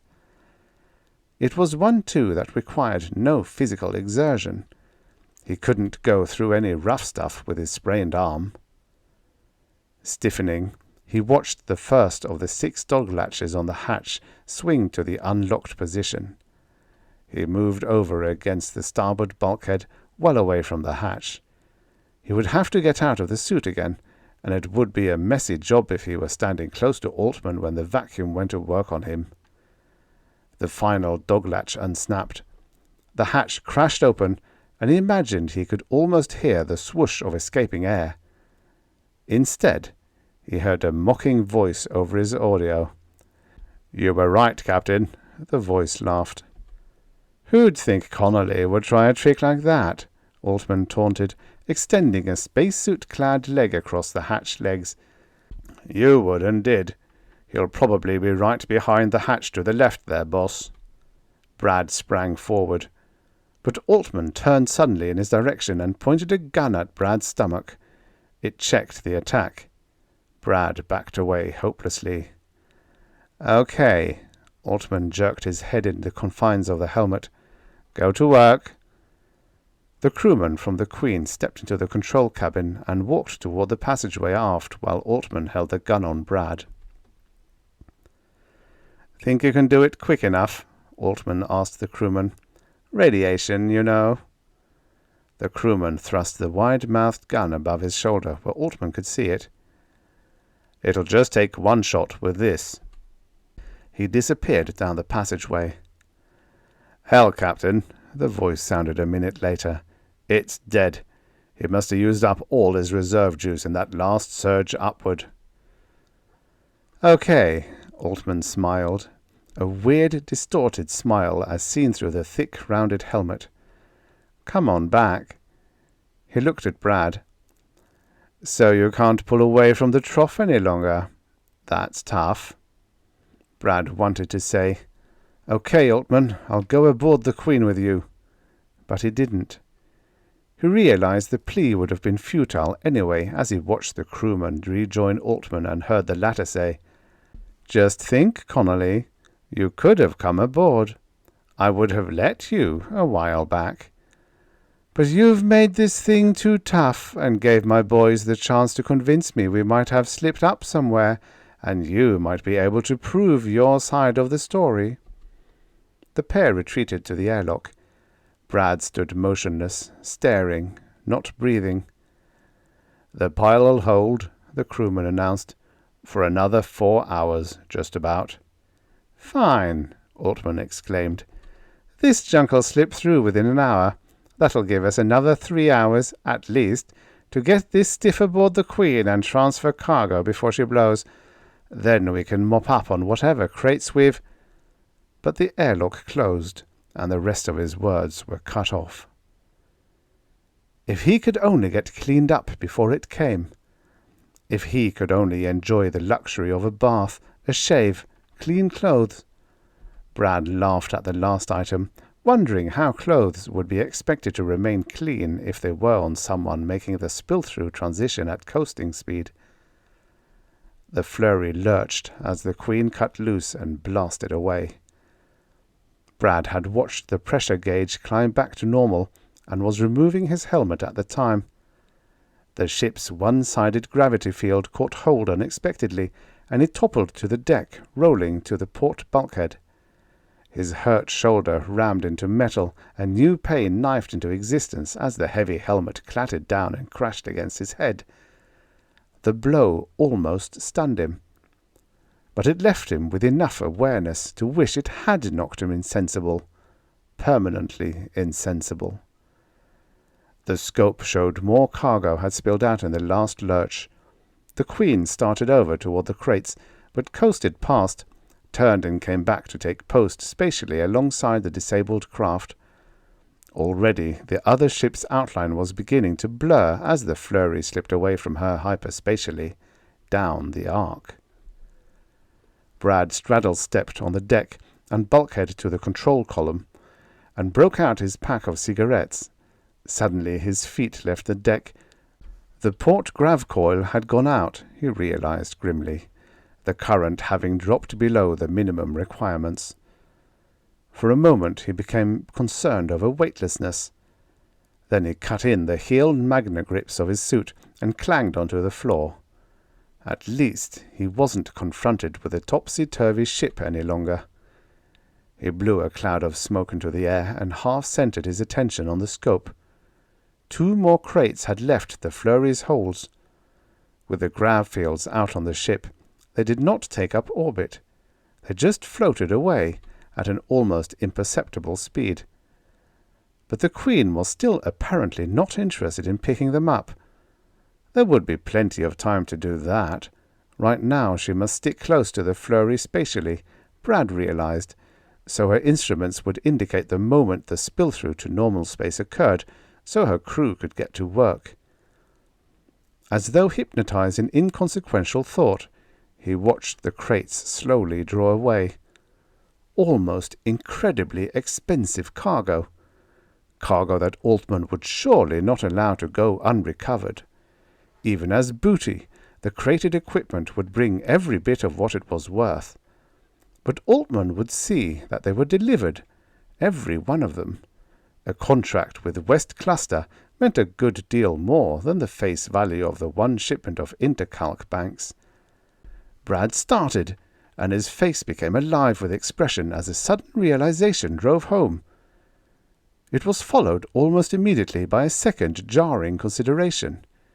He tossed away the half-consumed cigarette. It wasn't more than 15 minutes later when he stood before the mic again. "Altman," he called out. Silence. "Altman," he shouted louder. "Go ahead and answer him, Captain. Let's see what he has to say." "You can't come aboard, Connolly," Altman said finally. "If you don't let me come aboard, I'll slip through and be killed." "Ain't that touching?" "You mean you won't pick me up?" "We'll pick you up all right. We want to take what's left of you back to show how you died." "It's like that, then. You're going to kill me to get the cargo." "You're learning fast." "Are you going to hook on to the Flurry and drag her into port?" "Are you nuts? The inspectors could easily find out that we worked her over before you left port. What's the matter? Got a sentimental attachment for that old crate? Look, Altman." "Go to hell, Connolly." The background hum died out of the Flurry's receiver abruptly. Brad called twice, but there was no answer. The SS Flurry was vibrant with the final pounding of its weakening vital parts. Clanks, clanks, the coolant's safety valve hissed. Boom, boom, the jangling piston rod pounded. The expanding metal plate added its thrum, thrum note. The counter in the passageway clackety-clacked louder. Their lines snapped by persistent tremors and lurches. More crates danced in the holds. Some of them eventually found their way to the gaping holes in the hull, and receiving a final brief kick from jagged metal, floated lightly out into space. In the scope of the Cluster Queen, the Flurry's outline became fuzzier. With mounting groans, the tortured vessel wrenched violently as she slipped down the descending arc. Then suddenly she was through. In normal space, where stars shone with pinpoint brilliancy, and where the celestial sphere was no longer a lazy, crazy crisscross of blurred lines. The Cluster Queen started a wide hyperspatial turn, remaining spatially alongside the Flurry. She gathered speed as she swung around and straightened out, and with hyperjets blasting full force, plunged through the barrier in somewhat less time than a millisecond. Ahead, the Flurry was picked up immediately on the scope. Like a hawk, the Queen closed the distance to the other trembling, silent ship. Vega 4's spaceport was bathed in brilliant blue-cast light from the magnificent sun. The Cluster Queen was docked. A tractor kept itself busy rolling up the ramp into the ship and out again with huge crates that were apparently in somewhat poorer condition than when they left Arcturus II. An occasional splintered board jutted outward, held to its box only by loose nails. 3 men were next to the hold's hatch. They stood grouped about an elongated form that lay on the concrete apron, covered with a white square of linen. A spacesuit-clad arm jutted out under one side of the covered square. "We'll take you over to the office," Inspector Graham was saying. "You'll have to make out an affidavit, you know. We'll need a couple of your crewmen to verify it." "Be glad to," Altman answered. "Any time you're ready." "As soon as they pick up." "Connolly." The inspector looked down at the form. "I don't understand it," Jim muttered, rubbing a thumb and forefinger over closed eyelids. "Maybe I've got a version that's easier to understand, Jim." The voice sounded forcefully from the direction of the hatch. Inspector Graham and Altman spun around. Jim didn't have to. He was facing the hatch. Altman blanched, backed away, stopped, and held his ground. "Brad!" Jim shouted unbelievingly, and rushed forward to grasp his arms as the flurry skipper leaped off the side of the ramp. He was haggard, but smiling. "Who's this?" the inspector asked. "This is Connolly, the skipper of the flurry," Jim explained jubilantly. The inspector started, looked at the form on the apron, back at Brad, then at Altman. "A trick!" Altman cried hoarsely. "I see it all, Inspector. It's a damned trick. I've been roped in." He was putting on a rather good act, Brad thought, but he went along with his story anyway. As Brad unfolded the incidents of sabotage, threat, assault, refusal to assist, pirating cargo, plotting murder, and disregard of space code regulations, he watched Altman gain more control over himself. "I realized about an hour before Spillthrough," Brad was approaching the end of his account, "that the flurry was no longer holding the spilled cargo in an orbit because its grav system wasn't working. Whatever crates broke free from the holes also broke free from the ship's system, and we were no longer being dragged down the descending node towards Spillthrough. They were remaining stationary on the Ark, where Altman was sure to pick them up. Your spacesuit, Jim, came in handy. Without it, nothing could have been done. I just filled it up with anything I could find. Extra clothing, insulation from the ruptured tube, a few utensils. It didn't make any difference. The crew members who would handle the body would believe it felt as torn apart as any other space-suited body that experienced Spillthrough at a snail's pace.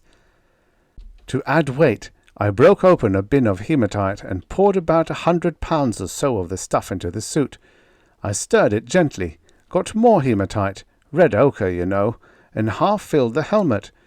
We had enough control column oil left to wet it down rather thoroughly. The new mixture had a rich, dark red colour, just like I thought it would. I sloshed the goo around in the helmet so all the inner surface was coated with a mixture and with small bits of indistinguishable odds and ends. Then I clamped the dome onto the suit and harnessed it in the pilot's seat. I put on my own helmet again, went aft and crawled into a half-busted crate. With a wrist propulsor, I jockeyed the thing out of the hold to make damned sure it would break free of the flurry system and wouldn't spill through the ship. After I saw I was drifting off, I worked my way well into the bracing between the crate and the intercalc unit so I couldn't be seen through the broken sections of the box. Sure enough, about 3 hours later, along comes Grabenheimer. He threw a thumb in Altman's direction. With his grapples. I was able to squeeze out of the suit an hour or so after that, but I've been cramped up in that crate for 2 days with only emergency rations. Altman loosed a sarcastic laugh and turned to the inspector. "It's a damned clever trick, Inspector," he shouted. "I've been grappled in on the scheme. Like I said, I arrived when he was slipping through. I couldn't do anything to stop it. Naturally, I wasn't going to let the cargo go to waste. Naturally, I was going to bring back what I thought was his body. Regulations say I got to do that. But he knew for a couple of hours that I was coming in answer to his SOS. I had gotten a fix on the point where he was slipping through, and he was certain I would follow the flurry through to normal space, pick up his body and the cargo that was aboard, and go back into hyper to get the rest of the cargo. He had time to make all those preparations, so he dreams up the scheme of hiding in with the cargo that's free in hyper and telling this story later. You see?" Brad laughed. "Your tongue's working a little too fast, Altman. When I picked the crate I was going to ride in, I picked a very special one. The tractor's bringing it out now." He pointed to the ramp. Part of the spacesuit was visible through the splintered side of the box. "That crate," he continued, "will carry more weight as evidence than the oaths of all your crewmen on the pile of Bibles stacked from here to Arcturus." Altman frowned puzzledly. Jim and the inspector looked at each other. "Inside is one of West Cluster's integrator calculator audio retention banks," Brad explained. It took only 10 minutes to hook leads from the bank input to the intercommunication jackbox in the hold and to switch it in on the radio voice system. With that set up, everything said on the voice radio afterwards spilled over into the retention bank. The only reason why I held that final conversation with you was to get you to repeat what you had done and were planning. Brad turned to Graham. How about it, Inspector? Do you think the courts will see that we get compensation for the loss of the flurry? The least you'll get, Graham said, is the cluster queen. Brad looked up appraisingly at the massive vessel. She ought to do a security on a loan to cover the purchase of 2 or 3 other space-worthy freighters to go with her. Wouldn't you think so, Jim? That'd make a nice nucleus for a fleet. The end. Subscribe for your daily stories of futures past. From the pages of dusty old pulp magazines to your ear.